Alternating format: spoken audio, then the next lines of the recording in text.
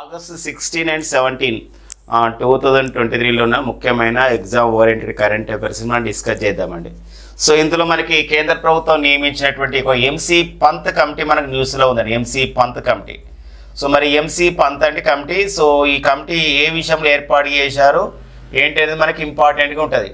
So కేంద్ర ప్రభుత్వం నియమించింది ఎంసీ పంత్ కమిటీని national council for the educational research training అని చెప్పేసి అంటామండి. సో మరి ఎన్సీఆర్టీ టెక్స్ట్ బుక్ అనేది ఒక ఎన్సీఆర్టీ టెక్స్ట్ బుక్స్లో so national council for educational research and training. So NCERT సంబంధించిన టెక్స్ట్ బుక్స్ ఏవైతే ఉన్నాయో మరి ఈ టెక్స్ట్ బుక్స్ సంబంధించిన విషయంలో సిలబస్ని సో ఇప్పుడున్న సిలబస్లో ఎలాంటి మార్పులు చేయాలి, పర్టికులర్గా చూసినట్లయితే ఇక్కడ 3వ తరగతి నుండి 12వ తరగతికి సంబంధించినటువంటి క్లాసెస్ సంబంధించిన సిలబస్ యొక్క కూర్పు ఎలా ఉండాలి అనే అంశం పైన నేషనల్ కరికులం ఫ్రేమ్వర్క్ని ఏర్పాటు చేసే విషయం పైన సో కేంద్ర ప్రభుత్వం నియమించిన కమిటీ ఎంసీ పంత్ కమిటీ. చాలా ఇంపార్టెంట్ అండి. నేషనల్ కరికులం ఫ్రేమ్వర్క్ అని చెప్పేసి అంటాం. ఈ నేషనల్ కరికులం ఫ్రేమ్వర్క్ అంటే జాతీయ స్థాయిలో ఈ ఎన్సీఆర్టీ బుక్స్ ఉంటాయి కాబట్టి మరి ఇలాంటి కరికులాన్ని ఎలా ఏర్పాటు చేయాలి ఎలా అని చెప్పేసి దానిలో భాగంగా ఒక నేషనల్ కరికులం ఫ్రేమ్వర్క్ ఏర్పాటు చేయడంలో భాగంగా ఎన్సీఆర్టీ యొక్క బుక్స్ టెక్స్ట్ బుక్స్ ఏవైతే ఉన్నాయో 3rd క్లాస్ నుండి 12th క్లాసెస్ వరకు ఉన్న సిలబస్ని ఇంకా ఎలా మార్చాలి, ఎలా ఇంక్లూడ్ చేయాలి అనే అంశం పైన కేంద్ర ప్రభుత్వం నియమించిన కమిటీ ఎంసీ పంత్ కమిటీ అనమాట. చాలా ఇంపార్టెంట్గా మనకు ఉంటుంది.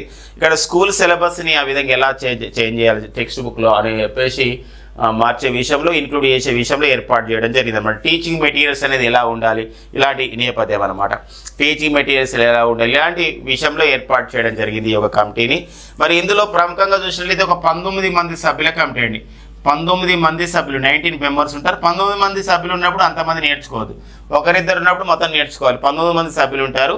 అయితే ఈ 19 మంది సభ్యుల గురించి మనం చూసినట్లయితే ఇందులో ఇద్దరు మనకి ఇంపార్టెంట్గా ఉంటారు. ఒకరు బిబేక్ దేబ్రాయ్. సో ఫ్రెండ్స్ మరి బిబేక్ దేబ్రాయ్ పేరు మోసినటువంటి ఒక ఆర్థికవేత్తగా ఉన్నారు బిబేక్ దేబ్రాయ్.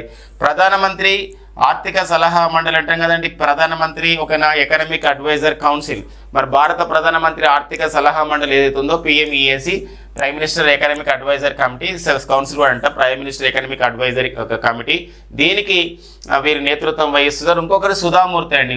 వీరు మీ అందరూ కూడా తెలుసండి, ప్రముఖ మానవతావాదిగా ఫిలాంథ్రపిస్ట్గా ఎంతో పేరొందారు. మరి ఒకరి ఇన్ఫోసిస్ సంబంధించినటువంటి ఫౌండేషన్ సేవలు ఎంతో చేయడంలో తనదైన పాత్ర పోషించిన వారు సుధామూర్తి గారు. మరి పద్మభూషణ్ అవార్డు గ్రహీత 2023 సంవత్సరానికి వీరు కూడా ఇందులో సభ్యులుగా ఉండడం జరిగిందనమాట. సో కమిటీలో మొత్తం సభ్యులు ఎంత, ఈ యొక్క ప్రముఖమైన సభ్యులు ఎంత మనకి ఇంపార్టెన్స్గా ఉంటుంది. ఎందుకోసం అంటే ఫ్రెండ్స్ మనందరూ కూడా తెలుసు నేషనల్ ఎడ్యుకేషన్ పాలసీ 2020ని మనం తీసుకురావడం జరిగింది. సో ఈ నేపథ్యంలో ఇలాంటి ఒక కూర్పు అనేది అవసరం వచ్చింది అనమాట. అది ఒక చూసుకోవాల్సిన అవసరం ఉంది. కేంద్ర విద్యాశాఖ ఈ కమిటీని నియమించింది. ప్రజెంట్ కేంద్ర విద్యాశాఖ మంత్రి ఎవరున్నారంటే మనకి ప్రజెంట్ యూనియన్ ఎడ్యుకేషన్ మినిస్టర్ వచ్చేసి ఎవరండి వారు మనకి ఒక ధర్మేంద్ర ప్రధాన్ అనమాట. అండ్ నెక్స్ట్ మనకి ఆంధ్రప్రదేశ్ విద్యాశాఖ మంత్రి అంటే బొత్స సత్యనారాయణ గారు. తెలంగాణ రాష్ట్ర విద్యాశాఖ మంత్రి అంటే సబితా ఇంద్రారెడ్డి గారు అనమాట. సో ఇది ఒక ఇంపార్టెంట్గా. నెక్స్ట్ వచ్చేసి మరికొంత సమాచారం మనం చూద్దామండి. ఇక్కడ ఓకేనా ఆగస్టు 17 అండ్ 18 ఈ 2 డేట్స్లో ఒక సదస్సు జరుగుతుంది అనమాట. ఏదది సదస్సు అంటే అది global summit on the traditional medicine. అంటే గ్లోబల్ సమిట్ అంటే అంతర్జాతీయమైన గ్లోబల్ సమిట్ సమిట్ అంటే సదస్సు. దేనిపైన సమిట్ జరుగుతుందంటే ఆన్ ట్రెడిషనల్ మెడిసిన్ అంటే సాంప్రదాయమైనటువంటి వైద్యం పైన సాంప్రదాయమైనటువంటి వైద్య విధానాలపైన ఈ సదస్సు జరుగుతుంది. ఈ సదస్సు ఎక్కడ వేదిక అంటే ఈసారి సదస్సు వేదిక వచ్చేసి గుజరాత్లోని గాంధీనగర్ అండి. సో గుజరాత్లోని గాంధీనగర్లో జరుగుతుంది ఈ సదస్సు. మరి గుజరాత్లోని గాంధీనగర్లో ఎప్పుడు జరుగుతుంది అంటే ఆగస్టు 17, 18 సో 2023లో జరుగుతుంది. మరి దీనికి ముఖ్య అతిథిగా ఎవరు వస్తున్నారంటే టెడ్రస్ అదనం గేబ్రియోసిస్ అండి. టెడ్రస్ అదనం గేబ్రియోసిస్. భారత ప్రధాని నరేంద్ర మోడీ గారు అయితే వీరిని తులసి బాయ్ అని పిలుస్తారనమాట. ఒకసారి last time global centre for the traditional మెడిసిన్ని ఇక్కడే గాంధీనగర్లో ఏర్పాటు చేసినారు WHO అండ్ భారత ప్రభుత్వం సంయుక్తంగా దీన్ని ఏర్పాటు చేశారు మన ఆయుష్ మినిస్ట్రీ వాళ్ళు. ఆ సందర్భంగా భారత ప్రధాని ఈ సందర్భంగా టెడ్రస్ అదనం గేబ్రియోసిస్ ఆ ప్రాంతానికి వచ్చినప్పుడు అప్పుడు అతనికి తులసి బాయ్ అని చెప్పేసి ఇట్లా పెట్టడం జరిగింది అనమాట. పేరు ఎందుకోసం అంటే టెడ్రస్ అదనం గేబ్రియోసిస్ అని చెప్పేసి అంటే ట్రెడిషనల్గా నా పేరు ఇట్లా పెట్టండి ఏమని పిలుస్తారు అన్నప్పుడు అతను అడిగినప్పుడు టెడ్రస్ సదనం గేబ్రియోసిస్ తులసిబాయ్ అని పెట్టారు. ఇది క్వశ్చన్స్ మన చిన్న విషయం కాదు, ఒక్కోసారి అడగవచ్చు. ఈ క్రింది ఏ అంతర్జాతీయ సంస్థ యొక్క అధిపతిని ఒక తులసిబాయిగా భారత ప్రధాని నామకరణం చేశారు ముద్దుగా అని అడగవచ్చు, ఛాన్సెస్ ఉంటాయి కదా ఒక్కోసారి. ఎవరంటే అది సో టెడ్రస్ అదనం గేబ్రియోసిస్ అనమాట. మనకి ఏదైనా ఒక్కోసారి ఇది కాంపిటీషన్ ఎగ్జామ్లలో ఇలా ఇంపార్టెంట్ అనమాట. ఇంకా పేరు పెట్టడం ఒక ఎత్తు అయితే అది స్వీకరించడం కూడా జరిగింది అనమాట. That is call the sportiveness, ఒక పాజిటివ్ కోణంలో మనం చూసుకోవాల్సిన అవసరం ఉందన్నమాట ఇది. సో మరి ఈ WHO కి డైరెక్టర్ జనరల్ వీరు world health organisation director general. World health organisation 1948 April 7 ఏర్పాటు చేయబడిన సంస్థ. స్విట్జర్లాండ్లోని జెనీవా కేంద్రంగా పనిచేస్తున్న సంస్థ వచ్చేసి మనకి WHO అండి. సో కాబట్టి ఆ పాయింట్ అనేది మనకి ఇక్కడ ఇంపార్టెంట్గా మనం చూసుకోవాల్సిన అవసరం అయితే ఉంటుంది ఎగ్జామినేషన్ పాయింట్ ఆఫ్ వ్యూ. ఇక నెక్స్ట్ వచ్చేసి ఇంకొక విషయం మనకు న్యూస్లో ఉంది, ఆల్రెడీ డిస్కస్ చేసాం, మరొకసారి చెప్దామండి. ఎలిఫెంట్ పాపులేషన్ ఎస్టిమేట్స్ అని చెప్పి ఒక నివేదికను కేంద్ర ప్రభుత్వం విడుదల చేసింది. కేంద్ర అటవీ పర్యావరణ వాతావరణ మార్పుల శాఖ ఎలిఫెంట్ పాపులేషన్ ఎస్టిమేట్స్ అని చెప్పేసి అంటామండి. మరి elephant population estimates 2023 ministry of the forest environment climate change. ఎందుకోసం అంటే ఈ మధ్యకాలంలో మన టైగర్ ప్రాజెక్టు 1973లో వచ్చినటువంటి టైగర్ ప్రాజెక్ట్ని అండ్ 1992లో వచ్చినటువంటి ఒక ప్రాజెక్ట్ ఎలిఫెంట్ ఈ రెండింటిని కూడా ఏం చేశారంటే ఒక టైగర్ ప్రాజెక్ట్ని మిళితం చేశారు. ఎందుకోసం రెండు జంతువులను కాపాడడానికి. ఈ నేపథ్యంలో ఎలిఫెంట్ పాపులేషన్ అనేది ఏ రాష్ట్రంలో ఎక్కువ ఉందన్నప్పుడు 2017 నుండి 2023 వరకు డాటాని ఆ విధంగా విడుదల చేయడం జరిగింది అనమాట. ఈ మధ్యకాలంలో ఏ రాష్ట్రాలు ముందంజలో ఉన్న ఎలిఫెంట్లో ఈ పాపులేషన్లో అంటే ఇక్కడ కర్ణాటక ఎలిఫెంట్ పాపులేషన్లో మొదటి స్థానం ఉంది, తమిళనాడు, తర్వాత కేరళ రాష్ట్రాలు అనమాట. కర్ణాటకలో అయితే 6,395 ఎలిఫెంట్స్ ఉన్నాయి. అదే తమిళనాడు రాష్ట్రంలో అయితే 2,961 ఉన్నాయి. అండ్ నెక్స్ట్ కేరళ రాష్ట్రంలో చూసినట్లయితే ఇక్కడ సో 4,306 ఉన్నాయి అని చెప్పేసి ఇక్కడ ఉన్నాయన్నమాట. అంటే గతంలో కేరళ రాష్ట్రంలో చాలా ఎక్కువ ఉండే, ఈ మధ్యలో తగ్గినాయి. గతంలో 9,026 ఉండేది, కేరళలో తగ్గినాయి. కర్ణాటకలో అయితే 6,049 ఉన్నాయి, ఇప్పుడు పెరిగినాయి 6,395. తమిళనాడు అయితే గతంలో చూసినట్లయితే 2,761 ఉండే, 2,961 అయినాయి. మరి కొన్ని రాష్ట్రాలు ఎందుకు తగ్గినాయి? ఈ యొక్క ఎలిఫెంట్ పాపులేషన్ ఏనుగులు తగ్గినాయి అంటే ఎలిఫెంట్కు ఒక రకమైన వైరస్ వ్యాధి వచ్చింది.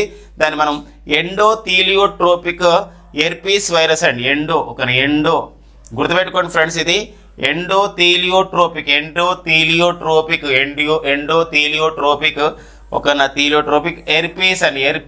ఎర్పీస్ వైరస్ అనేది రావడం జరిగింది అనమాట.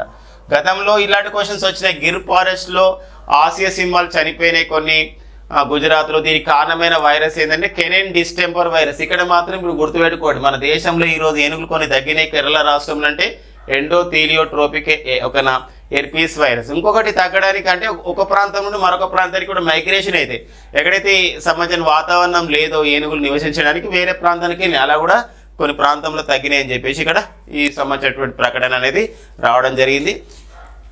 ఈ యొక్క ministry of the forest and environment climate change వాళ్ళు దీన్ని తీయడం జరిగింది అనమాట. సో ఇది మన దేశంలో అయితే ఎలిఫెంట్ రిజర్వ్స్లో చూసినట్లయితే చివరిగా మనకు తెరాయ్ అనే ఎలిఫెంట్ రిజర్వ్ని ఏర్పాటు చేశారు. 33 ఎలిఫెంట్ రిజర్వ్. అది ఎక్కడ కలదు అంటే ఇది తెరాయ్ ఎలిఫెంట్ రిజర్వ్ ఇది ఉత్తరప్రదేశ్లో కలదన్నమాట. మన ప్రీవియస్ క్లాసెస్లో కూడా డిస్కస్ చేసుకోవడం జరిగింది. ఇంకొకటి పర్యావరణం సంబంధించిన అప్డేట్ మనకు ఉందండి. సో పర్యావరణం సంబంధించిన అప్డేట్ చాలా ఇంపార్టెంట్ అప్డేట్. మరి కర్బన ఉద్గారాలు ఎలా తగ్గినాయి? మనం గతంలో ఒక ప్రతిజ్ఞ చేసినాం, 2030 నాటికి మా దేశంలో ఉన్నటువంటి ఈ కర్బన ఉద్గారాలని ఇప్పుడున్న దానికి మేము తగ్గించుకుంటామని చెప్పేసి ఒకటి ప్లెడ్జీ చేసినాం. ఆ ప్లెడ్జీని మన భారతదేశం నిలుపుకుందా అని చెప్పేసి ఇక్కడ United Nations framework convention on the climate change ఈ సంబంధించినటువంటి సంస్థ వాళ్ళు ఇది ఒక సదస్సు కూడా నిర్వహిస్తారు. వీళ్ళు ఇచ్చిన నివేదిక ఏంటంటే India reduces emissions rate by the 33% over 14 years.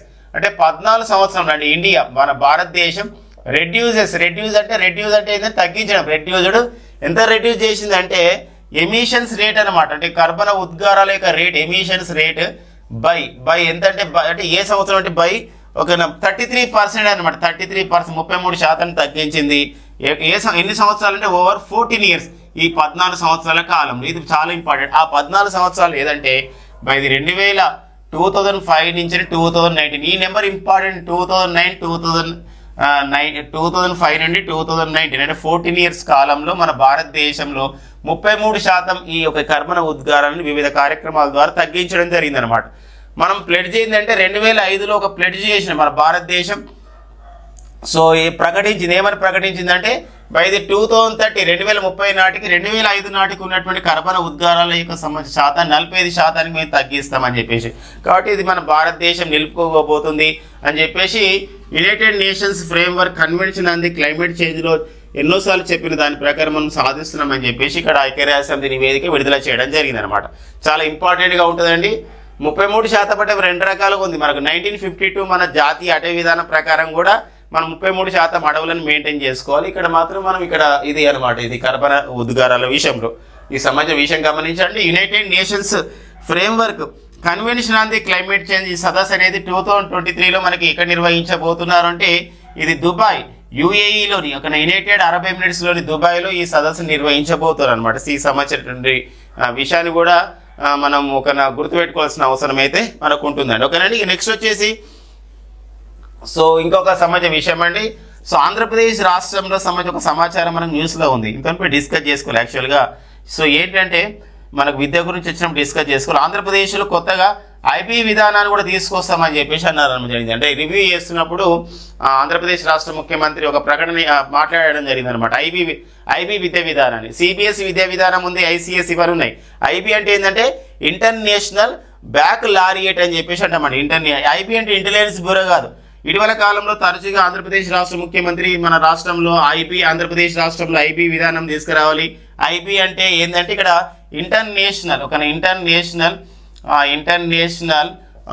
బ్యాక్లారియట్ అని చెప్పేసి అంటే బ్యాక్లారియట్ గుర్తుపెట్టుకోండి. ఇది ఒక అంటే ప్రపంచ స్థాయిలో మనం కూడా పోటీ పడతామని చెప్పేసి ఇక్కడ ప్రపంచవ్యాప్తంగా కొన్ని దేశాలు అభివృద్ధి చెందిన దేశాలు ఉన్నటువంటి ఈ విధానం తీసుకొస్తామని చెప్పేసి ప్రకటించడం జరిగింది. అది అంతవరకు గుర్తుపెట్టుకోండి. ఇవన్నీ కూడా బుల్లెట్ పాయింట్స్ అనమాట, మనం గుర్తుపెట్టుకోవడానికి ఉన్నటువంటి విషయాలు అనమాట. ఇక నెక్స్ట్ వచ్చేసి మరొక సంబంధించినటువంటి విషయం అని ఇక్కడ మనకు న్యూస్లో ఉంది. ఒకటి గుర్తుపెట్టుకోవాలి, కొందరు క్రీడాకారుల విషయంలో కూడా మనం తెలుసుకోవాల్సిన అవసరం ఉంది.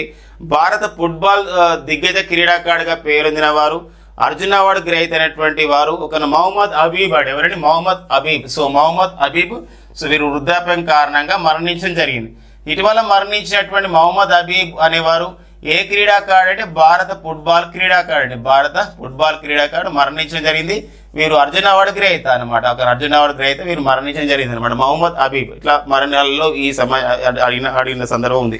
ఇక మరణాలలో విషయం చూసినట్లయితే మరో పేరొందిన వ్యక్తి, మరి అంతేకాకుండా తను ఒక స్వచ్ఛత ఉద్యమంలో తనదైన పాత్రను పోషించాడు. స్వచ్ఛ భారత్ కార్యక్రమానికి ఆ విధంగా ప్రారంభించడానికి కూడా కారణమైన వ్యక్తి రియల్గా అతను ఎవరంటే సులభ్ ఇంటర్నేషనల్ వ్యవస్థాపకుడు అయినటువంటి బిందేశ్వర్ పాఠక్ ఇటీవల మరణించడం జరిగింది. సో వారి నేపథ్యాన్ని కూడా ఇక్కడ ఇంపార్టెన్స్గా మనం చూసుకోవాలండి. సో బిందేశ్వర్ పాఠక్ బీహార్లోని వైశాలి జిల్లా రాంపూర్ బఘేల్ అనే ప్రాంతంలో జన్మించారు బిందేశ్వర్ పాఠక్.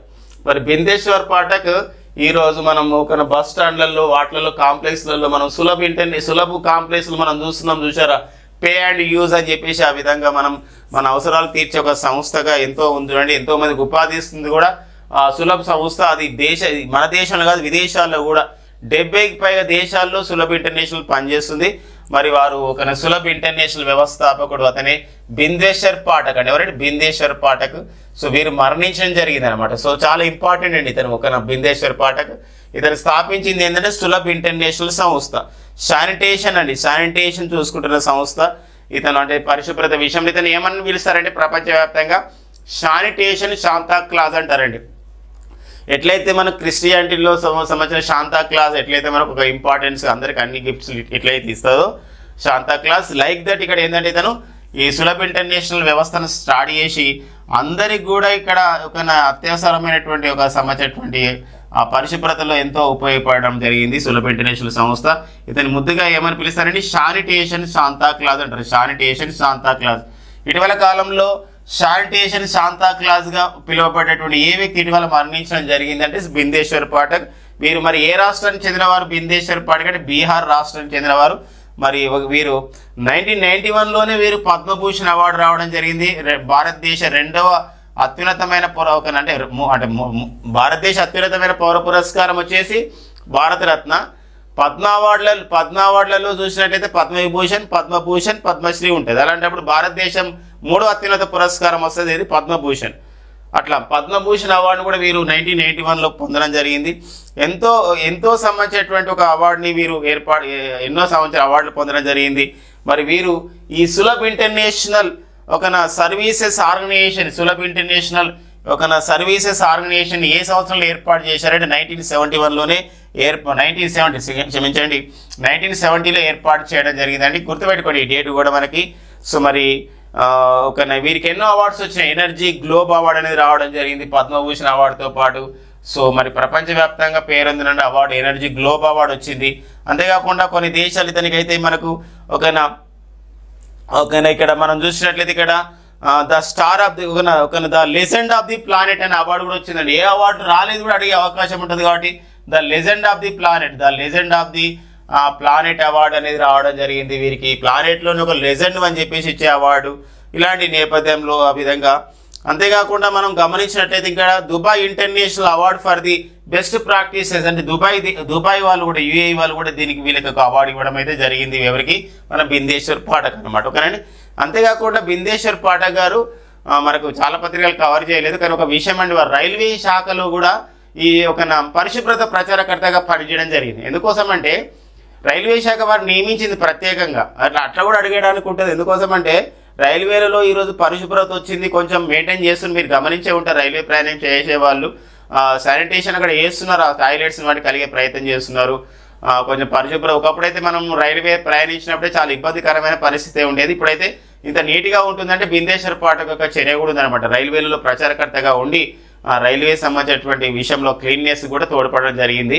అందుకే రైల్వే శాఖ శానిటేషన్ ప్రచారకర్తగా కూడా మీరు పనిచేయడం జరిగింది. ఎవరండి? బిందేశ్వర్ పాఠక్ అనమాట. సో ఈ పాయింట్స్ అనేది మనకి ఎగ్జామినేషన్ పాయింట్ ఆఫ్ లో కూడా మనకు ఉపయోగపడుతున్న సందర్భం అయితే మనకు ఉంటుంది అనమాట. ఈ నెక్స్ట్ వచ్చేసి మరో సంబంధించిన కార్యక్రమం మనం డిస్కస్ చేసుకునే ప్రయత్నం చేద్దామండి. సో ఆల్రెడీ మనం అయితే డిస్కస్ చేసినాం. 77వ భారత స్వాతంత్ర దినోత్సవం సందర్భంగా ఓకేనా మనకి ప్రెసిడెంట్ పోలీస్ మెడల్స్ అనేది ఇచ్చినారు. ఈ ప్రెసిడెంట్ పోలీస్ మెడల్స్ అనేది ఎంతమందికి ఇచ్చారని మనం గతంలో డిస్కస్ చేసినాం. ఈ ప్రెసిడెంట్ పోలీస్ మెడల్స్ మొత్తం చూసినట్లయితే 954 అండి. ఓకేనా. ప్రెసిడెంట్ పోలీస్ మెడల్స్ అని చెప్పేసి అంటాం. PPM ప్రెసిడెంట్ అంటే రాష్ట్రపతి పోలీస్ పథకాలు అని చెప్పేసి అంట పోలీస్ మెడల్స్ అంటాం. ఆగస్టు 15, 2000 మెడల్స్ అండి. ఆగస్టు 15, 2023న భారత స్వాతంత్ర దినోత్సవం సందర్భంగా భారత ప్రభుత్వం ఎంతమందికి ఈ యొక్క వివిధ మన పోలీస్ వాళ్ళు చేసినటువంటి సేవలకు పోలీస్ సిబ్బంది ఆ విధంగా విధి నిర్వహణ చేసిన దానికి గుర్తింపుగా 954 మందికి ఇచ్చారండి. ఈ 954 మందిలో అత్యధికంగా ఉత్తరప్రదేశ్ రాష్ట్రం, రెండో అత్యధికంగా మహారాష్ట్ర రాష్ట్రానికి ఇచ్చారు. మరి ఆంధ్రప్రదేశ్కి చెందినటువంటి ఎంతమంది పోలీస్ అధికారులకు ఇలాంటి గుర్తింపు వచ్చిందంటే 29 మందికి వచ్చింది. అండ్ తెలంగాణకు చెందినటువంటి 34 మందికి రావడం జరిగింది. ఈ నెంబర్ మనకు ఇంపార్టెన్స్గా మనం చూసుకోవాలి. అదేవిధంగా భారతదేశ స్వాతంత్ర దినోత్సవం సందర్భంగా 76 మందికి ఈ యొక్క రక్షణ సిబ్బందికి మనకి రక్షణ శాఖలో చేసే వాళ్ళకి గ్యాలంటరీ అవార్డ్స్ ఇస్తారండి. గ్యాలంటరీ అవార్డు ఈసారి ఎంతమందికి ఇచ్చారంటే గ్యాలంటరీ అవార్డ్స్ 76 మందికి ఇవ్వడం జరిగింది. ఈ 76 మందిలో మనకి ఇంపార్టెంట్ విషయం ఏంటంటే కీర్తి చక్ర ఇచ్చారండి. కీర్తి చక్ర ఎంతమందికి ఇచ్చారంటే 4 ఇచ్చారు. అండ్ శౌర్య చక్ర వచ్చేసి ఏంటంటే ఇక్కడ 11 మందికి ఇచ్చారు. అండ్ వాయుసేన మెడల్ అండి, వాయుసేన మెడల్ ఎంతమందికి ఇచ్చారంటే 4 ఇవ్వడం జరిగింది. ఇట్లా కొందరు మనకి ఇంపార్టెన్స్గా మనం చూసుకోవాలండి. సో గతంలో వాయుసేన డిస్కస్ చేసిన వాయుసేన మెడల్ పొందినటువంటి భారత వైమానిక దళానికి చెందినటువంటి తొలి మహిళ అంటే దీపికా మిశ్రా చూడండి. అలాంటి నేపథ్యాన్ని కూడా మనం గతంలో డిస్కస్ చేసుకోవడం జరిగింది అనమాట. ఈ నెక్స్ట్ వచ్చేసి మరో సంబంధించిన విషయం అంటే రక్షణ శాఖ గురించి ఇట్లా మాట్లాడుకుంటున్న సందర్భంలో ఇంకొక విషయం మనకి ఇంపార్టెన్స్గా ఉంది. ఏంటా విషయం అంటే ఇక్కడ ఓకేనా ఇది ప్రబల్ అనే ఒక విషయం ఉందండి. ప్రబల్ ఏదనంటే ప్రబల శక్తి ఇట్లా మాట్లాడతాం కదా, ప్రబల్ అనే విషయం ఉందండి. ప్రబల్ ఏంటంటే ప్రబల్ అంటే ఏంటంటే ఇండిజినస్గా అభివృద్ధి చేసినటువంటి మన దేశం అభివృద్ధి చేసినటువంటి మొదటిసారిగా ఒక లాంగ్ అంటే దూరం ప్రాంతాన్ని కూడా సుమారు ఒక 20 మీటర్ల దూరంలో అంటే 50 మీటర్ల దూరంలో ఉన్నటువంటి లక్ష్యాన్ని కూడా ఛేదిస్తాం అవసరమైతే. అట్లాంటి ఒక ఫస్ట్ లాంగ్ రేంజ్ రివాల్వర్ అండి. ఇది చాలా తక్కువ బరువు ఉంటుంది. రివాల్వర్ సొంతంగా తయారు చేసినాం. ఇది రివాల్వర్. ఇది 700 గ్రాములే ఉంటుంది, సొంతంగా 700 గ్రాములే ఉంటుంది. కానీ 50 మీటర్ల దూరంలో ఉన్న లక్ష్యాలని ఇది ఛేదిస్తుంది అనమాట. లక్ష్యాలని ఇది ఛేదిస్తుంది ఒక రివాల్వర్. మరి ఈ రివాల్వర్ని పురుషులు మహిళలు ఎవరైనా యూజ్ చేస్తూ రక్షణ సిబ్బందిలో మరి ఇది ప్రబల్ అని చెప్పేసి ఒక రివాల్వర్ని ప్రారంభించడం జరిగింది కేంద్ర రక్షణ శాఖ. ఇది రక్షణ శాఖ సిబ్బందికి ఇవ్వబోతుంది అనమాట. మరి దీన్ని దేశీయంగా ఎవరు అభివృద్ధి చేశారు? ఇండిజినస్ అంటే స్వదేశీయంగా, ఇండిజినస్ ప్రొడక్ట్ అనమాట. ఇండిజినస్గా ఎవరు తయారు చేశారు స్వదేశీయంగా అంటే కాన్పూర్కి కాన్పూర్ మన ఉత్తరప్రదేశ్ కాన్పూర్కి చెందినట్టు ఒక సంస్థ. అడ్వాన్స్డ్ గుర్తుపెట్టుకోండి, ఈ సంస్థ పేరు advanced weapons and equipment. Weapons అంటే ఆయుధాలు, ఈక్విప్మెంట్స్ అనేది పరికరాలు అన్నమాట. Equipments. So advanced weapons equipments India limited అనే సంస్థ అనమాట. అంటే ఇది ఆర్డినెన్స్ ఫ్యాక్టరీకి చెందినటువంటి ఒక సంస్థ. ఫ్రెండ్స్ మనందరూ కూడా తెలుసు ఆర్డినెన్స్ ఫ్యాక్టరీకి చాలా ఫ్యాక్టరీలు ఉండేది. మొత్తం 7 విభాగాలు చేశారు. ఇందులో ఒక విభాగం అనమాట advanced weapons and equipments India limited సంస్థ. కాన్పూర్లో ఉన్నటువంటి ఈ సంస్థ స్వదేశంగా దీన్ని తయారు చేయడం అయితే జరిగింది అనమాట. ఫ్రెండ్స్ మనకి August 18, 2023లో ఉన్నటువంటి ముఖ్యమైన ఎగ్జామ్ ఓరియంటెడ్ కరెంట్ అఫైర్స్ని మనం డిస్కస్ చేద్దాం. ఓకేనండి. సో మరి ఇందులో ఒక ఇంపార్టెన్స్, ఒక పర్సన్స్ ఇన్ ద న్యూస్లో ఒక అంశం అండి, పరమిందర్ చోప్రా. ఓకేనా, పరమిందర్ చోప్రా అండి. వెరీ అంటే ఇక్కడ ఉమెన్ ప్రయారిటీలో ఇంపార్టెంట్ అండి పరమిందర్ చోప్రా. వార్తల్లో వ్యక్తుల్లో కూడా persons in the news and appointments women priority. So ఈ 3 విభాగాల్లో కూడా వీరి పేరు పొందినారు. సో ఏ విషయంలో అంటే పరమిందర్ చోప్రా గారు the first women became the chairman and managing director to the power finance corporation, one of the Maharatna companies. Maharatna company ఉన్నటువంటి హోదా పొందినటువంటి ఏదంటే అది పవర్ ఫైనాన్స్ కార్పొరేషన్, పిఎఫ్సి అని చెప్పేసి అంటామండి. పవర్ ఫైనాన్స్ కార్పొరేషన్కి సో వీరు ద ఫస్ట్ ఉమెన్, మొదటిసారిగా ఒక సిఎండి పదవిని చేపట్టడం జరిగింది. సిఎండి అనగా చైర్మన్ మేనేజింగ్ డైరెక్టర్ పదవిని చేపట్టడం జరిగింది. ఒక ఇంపార్టెంట్ అనమాట. కాబట్టి ఇక్కడ పర్సన్స్ ఇన్ ద న్యూస్లో ఈ పాయింట్ మనం చూసుకోవాల్సిన అవసరం ఉంటుంది. So Parminder Chopra the first women became the chairman and managing director to the power finance corporation, one of the Maharatna companies in India అనమాట. ఈ పాయింట్ మనకి ఇక్కడ ఇంపార్టెన్స్గా మనకు ఉంటుంది. అంటే ఉమెన్ ప్రయారిటీ. సో ఇప్పుడు మనం డిస్కస్ చేసిన గతంలో ఇప్పుడు జస్టిస్ రంజన్ ప్రకాష్ దేశాయ్ వీరు కూడా ఒక న్యూస్లో ఉన్నారు. గతంలో మనం డిస్కస్ చేసినాం, ఇది మనకి ఎగ్జామ్ కూడా వచ్చింది. జస్టిస్ రంజన్ ప్రకాష్ దేశాయ్. సో వీరి యొక్క నేపథ్యం ఏంటంటే ప్రెస్ కౌన్సిల్ ఆఫ్ ఇండియాకి చైర్పర్సన్ అయినటువంటి మొదటి మహిళ. జమ్మూ కాశ్మీర్ శాసనసభ నియోజకవర్గాల పునర్విభజన కమిషన్ చైర్మన్గా పనిచేశారు. ఉత్తరాఖండ్ రాష్ట్రంలో ఉమ్మడి పౌర స్మృతి యూనిఫామ్ సివిల్ కోడ్ అంశం పైన కూడా అధ్యయనం చేసినటువంటి వారు జస్టిస్ రంజన్ ప్రకాష్ దేశాయ్ గారు. సో మరి వీరు భారత సుప్రీంకోర్టు కూడా గతంలో న్యాయమూర్తిగా జడ్జి కూడా పనిచేశారు. సో వీరు ఇప్పుడు ప్రెస్ కౌన్సిల్ ఆఫ్ ఇండియాకి చైర్పర్సన్ అయిన తొలి మహిళగా ఉన్నారు. నల్లతంబి కలైసెల్వి అండి, నల్లతంబి కలైసెల్వి. సో ఔషి రికగ్నైజ్డ్. మరి నల్లతంబి కలైసెల్వి అనేవారు ఎలా రికగ్నైజ్ చేసినారంటే వీరు సిఎస్ఐఆర్కి డైరెక్టర్ జనరల్గా నియమితులైన ఫస్ట్ ఉమెన్ అండి. ఇట్లా అంటే ఉమెన్ ప్రయారిటీలో, ఉమెన్ ప్రాధాన్యతలో ఖచ్చితమైన బిట్స్ వస్తుంది. ఇది కూడా చాలా కాంపిటేటివ్ ఎగ్జామ్లు వచ్చిందండి. నల్లతంబి కలైసెల్వి సిఎస్ఐఆర్కి డైరెక్టర్ జనరల్గా నియమితులైన తొలి మహిళ. Council for the scientific industrial research. మరో విషయం ఏంటంటే సిఎస్ఐఆర్కి డైరెక్టర్ జనరల్గా నియమితులైన తొలి మహిళ ఎవరు అన్నప్పుడు నల్లతంబి కలైసెల్వి. ఇంకొక విషయం కూడా ఉంది మహిళా ప్రాధాన్యత ఈ మధ్య కాలంలో. సెబీ అనగా securities exchange board of India అంటామన్నమాట. Securities exchange board of India దీనికి చైర్పర్సన్గా నియమితులైనటువంటి తొలి మహిళ ఎవరంటే Madhabi Puri Butch. So Madhabi Puri Butch అనే వాళ్ళు ఉన్నారన్నమాట. ఇలా ప్రాంతీయ పరంగా, జాతీయ పరంగా, అంతర్జాతీయ పరంగా ఉమెన్ ప్రయారిటీ వచ్చినప్పుడు మనం ఖచ్చితంగా వాటిపైన మనం డిస్కస్ చేసుకోవాల్సిన అవసరం ఉంది అపాయింట్మెంట్స్ విషయంలో అనమాట. ఓకేనండి. ఇక నెక్స్ట్ మరికొంత సంబంధించిన కరెంట్ అఫైర్స్ మనం చూద్దామండి.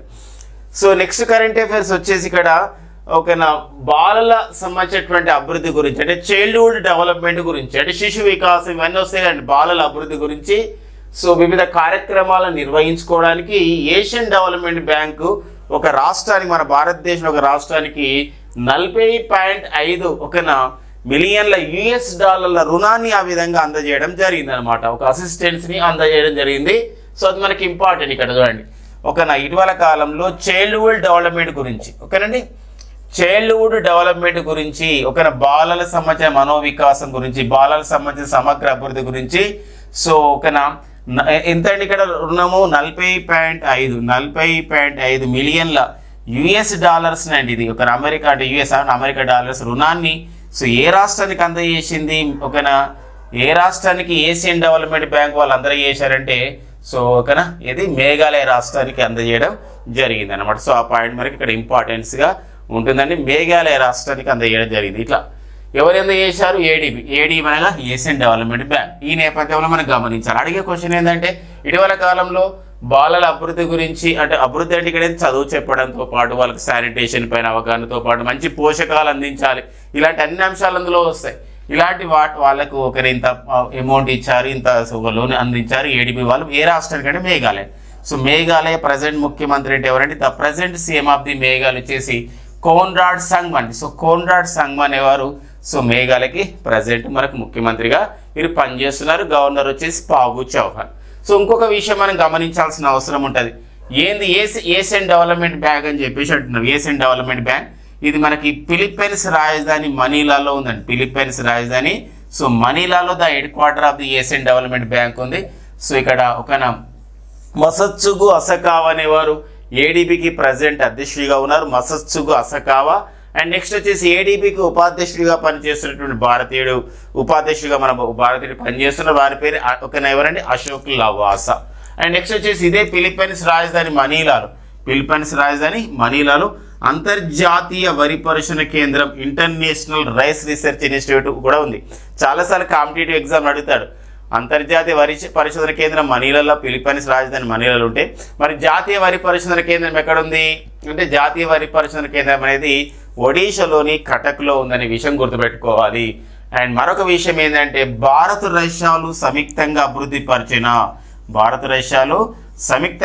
పరిచిన బ్రహ్మోస్ మిజైల్ని ఒక బ్రహ్మోస్ క్షిపణిని సో కొనుగోలు చేసిన దేశం వచ్చేసేదని ఫిలిప్పైన్ దేశం సో కొనుగోలు చేయడం అనేది జరిగింది ఒక ఇంపార్టెన్స్గా సంబంధించిన విషయాన్ని గమనించాల్సిన అవసరం గుర్తుపెట్టుకోవాల్సిన అవసరం ఉందండి సో మరి మార్క్ పెడినాడ్ జూనియర్ అనేవారు ప్రజెంట్ ఫిలిప్పైన్ దేశానికి అధ్యక్షుడిగా ఉన్నారు ఫిలిప్పైన్ దేశం అండ్ అమెరికా దేశం ఇటీవల కాలంలో సంయుక్తంగా నిర్వహించినటువంటి రక్షణ విన్యాసాలే ఏంటంటే అవి బాలికేతన్ విన్యాసాలు బాలికేతన్ విన్యాసాలు ఫిలిప్పైన్స్ మరియు అమెరికా దేశాలు ఇటీవల కాలంలో సంయుక్తంగా నిర్వహించిన విన్యాసాలే బాలికేతన్ విన్యాసాలు ఇలా మనం పరంపర నేర్చుకోవాల్సిన అవసరం ఉంది ఇంకా స్టాక్ జీకే పరంగా నేర్చుకున్నట్లయితే ఫిలిప్పైన్స్ దేశ కరెన్సీ వచ్చేసి పెసో అర్జెంటీనా దేశ కరెన్సీ వచ్చేసి కూడా ఏదండి పెసో అనమాట ఇలాంటి సంబంధించిన విషయాలు కూడా మనం గుర్తుపెట్టుకోవాల్సిన అవసరం అనేది చాలా చాలా ఉంటుందన్నమాట ఇక నెక్స్ట్ వచ్చేసి మరికొంత సంబంధించిన సమాచారం మనం చూద్దామండి ఇక్కడ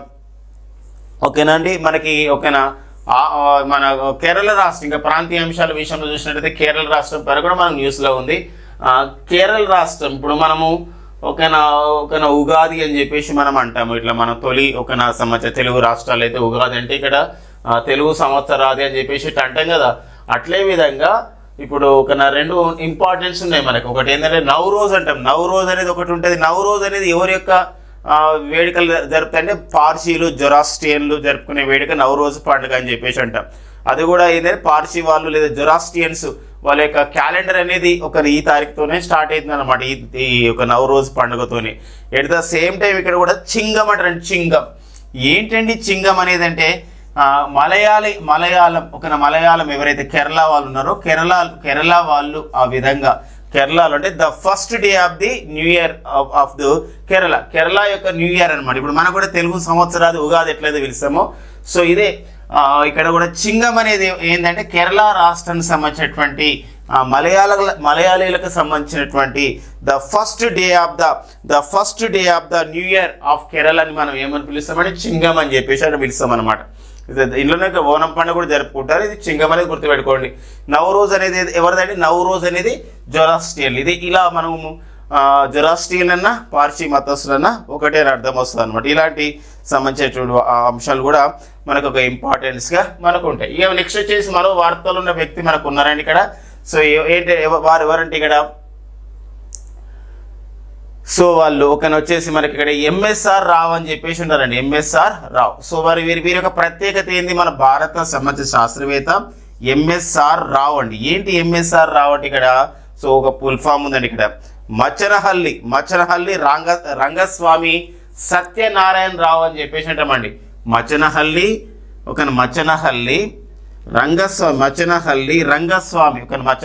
రంగస్వామి సత్యనారాయణ రావు అని చెప్పేసి అంటామండి, సత్యనారాయణ రావు. సో వీరి మనం ఎంఎస్ఆర్ రావుగా వీరు చాలా సుపరితులు. సో వీరు తెలుగులో కూడా రాసుకునే ప్రయత్నం చేద్దామండి. మచ్చనహల్లి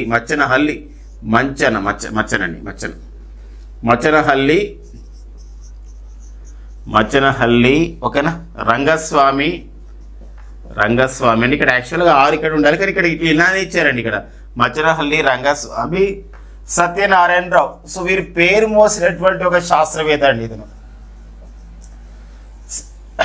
సో ఏ విషయంలో అంటే క్రోమాటిన్ బయాలజీ రీసెర్చ్ అంటామండి. ఈ క్రోమాటిన్ బయాలజీ రీసెర్చ్ విషయంలో, ఈ క్రోమాటిన్ బయాలజీ అనే ఒక సమాజ కాన్సెప్ట్ విషయంలో, సో ఈ యొక్క పరిశోధన విషయంలో విశేషంగా కృషి చేయడం జరిగింది. సో ఎవరండి వారు, మచ్చనహల్లి రంగస్వామి సత్యనారాయణ గారు.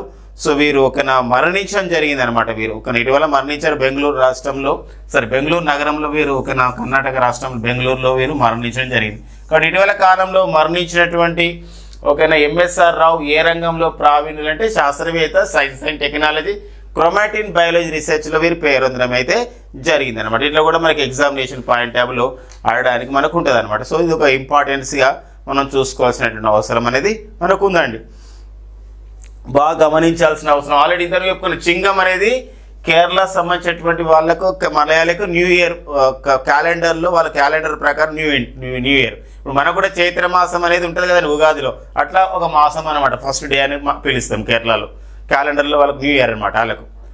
మరి నవరోజ్ అనేది మనకు చాలాసార్లు ఎగ్జామ్ కూడా వచ్చింది, ఇదైతే సెంట్రల్ గవర్నమెంట్ ఎగ్జామ్లలో చాలాసార్లు. నవరోజ్ అనేది ఎక్కడ జరుపుకుంటారు, ఏ మతస్థులు అంటే పార్సీ మతస్థులు. అంటే ఇది ఇరాన్ సంబంధించినటువంటి ఇరానియన్ ఫెస్టివల్ కూడా అని అంటారు, ఇరాన్ సంబంధించిన ఫెస్టివల్ కూడా పిలుస్తాం నవరోజ్ ఉత్సవం.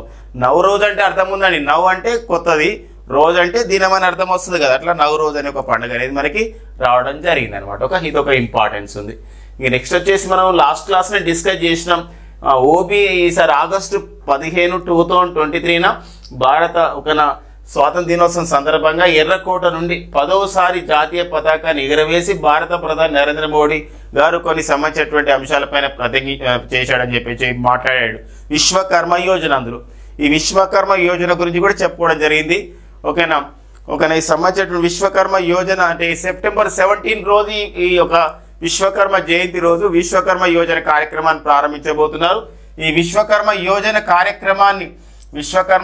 కార్యక్రమం ఎవరికి ఉద్దేశించిందని ఓబీసీ వారికి ఉద్దేశించింది, అదర్ బ్యాక్వర్డ్ క్లాసెస్కి. సో సుమారు 13,000 కోట్లను ఈసారి దీనిపైన ఖర్చు చేయబోతున్నారు. సో మరి ఓబీసీ అదర్ బ్యాక్వర్డ్ క్లాసెస్లో ఉన్నటువంటి వృత్తులన్నీ వాళ్ళని ప్రోత్సహించే ప్రధానమైనటువంటి ఉద్దేశంతో చేయబోతున్నారు అన్నమాట. ఇది ఒక ఇంపార్టెన్స్ ఉంది. ఇంకొక విషయం ఉన్నదండి ఇక్కడ ఏంటంటే ఇంకొకటి మనకి స్వాతంత్ర దినోత్సవం అంటున్నాం కాబట్టి స్వాతంత్ర దినోత్సవం సందర్భంగా ప్రజలకు ఏంటంటే రాష్ట్రపతి భవన్లో ఉన్నటువంటి మొఘల్ గార్డెన్స్ని సందర్శించడానికి అవకాశం ఇస్తారు. మొఘల్ గార్డెన్స్, ఇది ఒక మొఘల్ గార్డెన్స్ని పేరును మార్చారనమాట. ఇప్పుడు గతంలో చూసారు, ఇప్పుడు రాజ్పథ్ రోడ్ ఉండేది, రాజ్పథ్ రోడ్ని ఏమని మార్చారంటే ఇక్కడ కర్తవ్య పద్ అని మార్చారు. సో అట్లా ఇక్కడ కూడా ఏంటంటే మొఘల్ గార్డెన్స్కి ఒక కొత్త పేరు ఉందన్నమాట. రాష్ట్రపతి భవన్లో న్యూఢిల్లీలో మొఘల్ కొత్త పేరు పెట్టారు. ఏమని పేరు పెట్టారంటే new name of the Mughal gardens in New Delhi. ఏంటి అంటే అది అమృత్ ఉద్యాన్, లేదంటే అమృత్ ఉద్యాన్. సో అమృత్ ఉద్యాన్ అని పేరు పెట్టడం జరిగింది అనమాట. ఇట్లా కొత్త పాత పేర్ల విషయంలో అడగడానికి మనకు ఉంటున్న సందర్భాన్ని గమనించాల్సిన అవసరం అయితే ఉంటుందండి. ఇక నెక్స్ట్ వచ్చేసి ఒక సంబంధించినటువంటి కార్యక్రమం. ఈ కార్యక్రమం యొక్క ఉద్దేశం ఇక్కడ ఏంటి అంటే ఇక్కడ పర్టికులర్గా మనం చూసినట్లయితే ఇక్కడ పశు సంవర్ధన అంటే పశువుల యొక్క సంబంధించిన సంఖ్యను పెంచాలి. పశువుల ద్వారా అంటే ఈ వ్యవసాయానికి అనుబంధంగా ఉన్నటువంటి ఏదైతే ఈ పశు సంపద ఉందో, ఈ పశు సంపద అనేది ఒకప్పుడు వ్యవసాయంలో బాగా రియల్ చెప్పాలంటే, కానీ ఇప్పుడు యాంత్రీకరణ పెరిగింది. సో పాడి పరిశ్రమ అభివృద్ధి చేయడం అంటే అర్థం ఏంటంటే పాల ఉత్పత్తిని పెంచడం అని అర్థం వచ్చేస్తుంది. ఇలాంటి నేపథ్యంలో సో కేంద్ర పశుసంవర్ధక మంత్రిత్వ శాఖ, so ministry for the daring and ministry for the Animal husbandry అని చెప్పేసి అంటాం. ఈ పాడి పరిశ్రమ ఇదంతా పశుసంవర్ధక శాఖ. ప్రజెంట్ అయితే సో పురుషోత్తమ రూపాల దీనికి మంత్రిగా పనిచేస్తున్నారు. వీరు ఒక కార్యక్రమాన్ని ఒక సంబంధించినటువంటి ఒక యాప్ను ప్రారంభించడం జరిగిందండి. ఆ యాప్ పేరు ఏం పేరు అంటే ఏ-హెల్ప్ అనే యాప్. ఏంటంటే ఏ-హెల్ప్ అనే యాప్ను ప్రారంభించడం జరిగింది. గుర్తుపెట్టుకోండి ఫ్రెండ్స్, ఇక్కడ ఏ-హెల్ప్ అండి. మరి ఏ-హెల్ప్ అంటే ఒక హెల్ప్ అని అర్థం వస్తుంది.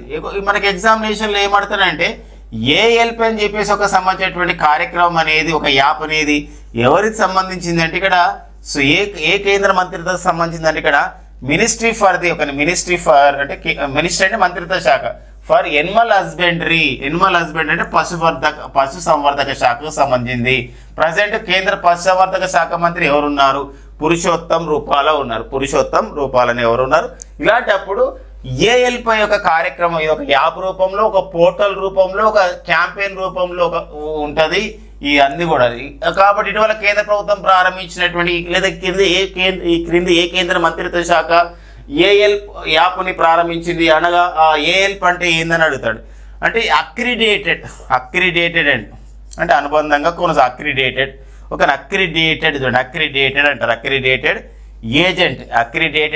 అంటారు. ఏజెంట్ అనమాట. ఒక ఏజెంట్ ఫర్ హెల్త్. ఎవరి యొక్క హెల్త్ అండి? For health. ఒక ఏజెంట్గా ఉంటాడు అతను. ఏజెంట్ హెల్త్ అండ్ ఎక్స్టెన్షన్ అంటే కొంచెం ఇంకా ఎక్స్టెన్షన్ చేయడం అన్నమాట. ఇంకా ఒక సపోర్ట్ చేయడం అని అర్థం వస్తుంది. Extension so of live stock production అని చెప్పేసి అంటాం. అంటే ఇక్కడ పశు సంవర్ధక విషయంలో కానివ్వండి, ఇలాంటి వాటిలలో సో వాళ్ళకి సంబంధించినటువంటి పశువులకు ఏదన్నా వ్యాధులు రావడం కానీ, లేదా పశు విషయంలో అవగాహన కల్పించడం కానివ్వండి, ఒక పాల ఉత్పత్తి విషయంలో కానివ్వండి, ఇలాంటి విషయంలో సహాయం చేయడం అన్నమాట. మొత్తం కూడా వాళ్ళ సంబంధించిన సమాచారాన్ని కూడా ఇవ్వడం. ఏ పశువులు బాగుంటాయి, వాటికి ఎలాంటి మేత వేయాలి, ఎలా క్యాటిల్స్కి, ఇలాంటి అన్ని విషయాలపైన ఉంటుంది అనమాట. అబ్రివేషన్ చూడండి, అక్రిడేటెడ్ అంటే సపోర్ట్ చేయడం. ఒక agent for health and extension of the live stock production అని చెప్పి లైవ్ స్టాక్ ప్రొడక్షన్ అని అర్థం వస్తుంది. అంటే ఈ లైవ్ స్టాక్ అంటే ఇవన్నీ కూడా వస్తాయండి మనకి. నాట్ ఓన్లీ పశువులే కాదండి, క్యాటిల్స్ ఒకటే కాదండి, షీప్ కానివ్వండి, గొర్రెలు కానివ్వండి, లేకపోతే మేకలు కానివ్వండి, పౌల్ట్రీ ఫామ్ కానివ్వండి, లేయర్స్, బ్రాయిలర్స్, ఇవన్నీ కూడా ఇందులోకి వస్తాయి అనమాట. వాటికి సంబంధించిన విశేషాల పైన, వాటికి ఎలాంటి ఫీడింగ్ ఇవ్వాలి, ఎలాంటి దాని ఇవ్వాలి, ఇలాంటి అన్ని వాటి యొక్క సంఖ్యను ఎలా పెంచాలి, ఇది ఏ-హెల్ప్ అనే కార్యక్రమం. అర్థమైంది కదా మీకు? ఏ-హెల్ప్ అనే కార్యక్రమం ఎవరికి ఉద్దేశించబడింది, ఏ కేంద్ర మంత్రిత్వ శాఖ, దాని యొక్క అబ్రివేషన్ ఏది, ఇలాంటి సంబంధించిన విషయాన్ని మనకు ఇంపార్టెన్స్గా మనం చూసుకోవాల్సినటువంటి అవసరం ఉంది. ఇప్పుడు ఇటీవల కాలంలో మనకి సముద్రాన్ని ఒక యాప్ను ప్రారంభించారు. అంటే ఏంటంటే సముద్ర అనే యాప్ యొక్క ఉద్దేశం మనం నెక్స్ట్ క్లాస్లో డిస్కస్ చేస్తాం. సముద్ర యాప్ ఉద్దేశం ఏంటంటే ఫిషర్మ్యాన్కి ఉద్దేశం అన్నమాట. ఫిషర్మ్యాన్ మత్స్యకారులకి ఏ ప్రాంతంలో ఎక్కువ చేపలు ఉన్నాయి అసలు అనే విషయం పైన అది మనకు తెలియజేస్తుంది అనమాట సముద్ర యాప్. ఇప్పుడు ఫిషర్మ్యాన్ దాన్ని డౌన్లోడ్ చేసుకొని ఆ సంవత్సరం ఏ ప్రాంతంలో ఎక్కడ ఫిషెస్ ఉన్నాయి, ఏ టైంలో వెళ్ళాలి, ఇలాంటి అన్ని విషయాలు, ఏదైనా తుఫాన్లు వచ్చినప్పుడు, ఫ్లడ్ అలాంటివి వచ్చినప్పుడు అక్కడ పోవద్దని కూడా హెచ్చరించడం, ఇవన్నీ కూడా మనకు జరుగుతుంది అనమాట. ఇది ఒక ఇంపార్టెన్స్గా మనం చూసుకోవాల్సిన అవసరం ఉందండి. ఇంకొక విషయం, చాలా ఒక అంతర్జాతీయ విషయం మనకు న్యూస్లో ఉంది. మన భారతదేశం ఫ్రెండ్స్ మనందరూ కూడా తెలుసు, ఇటీవల కాలంలో మన రూపాయితో అంటే స్థానిక కరెన్సీతో ఇరు దేశాల్లో ఉన్నటువంటి స్థానిక కరెన్సీతో మనం వ్యాపారం చేసుకోవడానికి ఆ విధంగా చాలా దేశాలు ముందుకు వస్తున్నాయి. ఇప్పుడు రష్యా లాంటి దేశాలు కూడా, సింగపూర్ లాంటి దేశాలు, ఇలా చెప్పుకోకపోతే మన యొక్క శ్రీలంక, ఇలాంటి అన్ని దేశాలు కూడా ఒక 22 దేశాలతో మనం ఈరోజు లోకల్ కరెన్సీ సెటిల్మెంట్ అనే విధానం తీసుకొచ్చినామండి.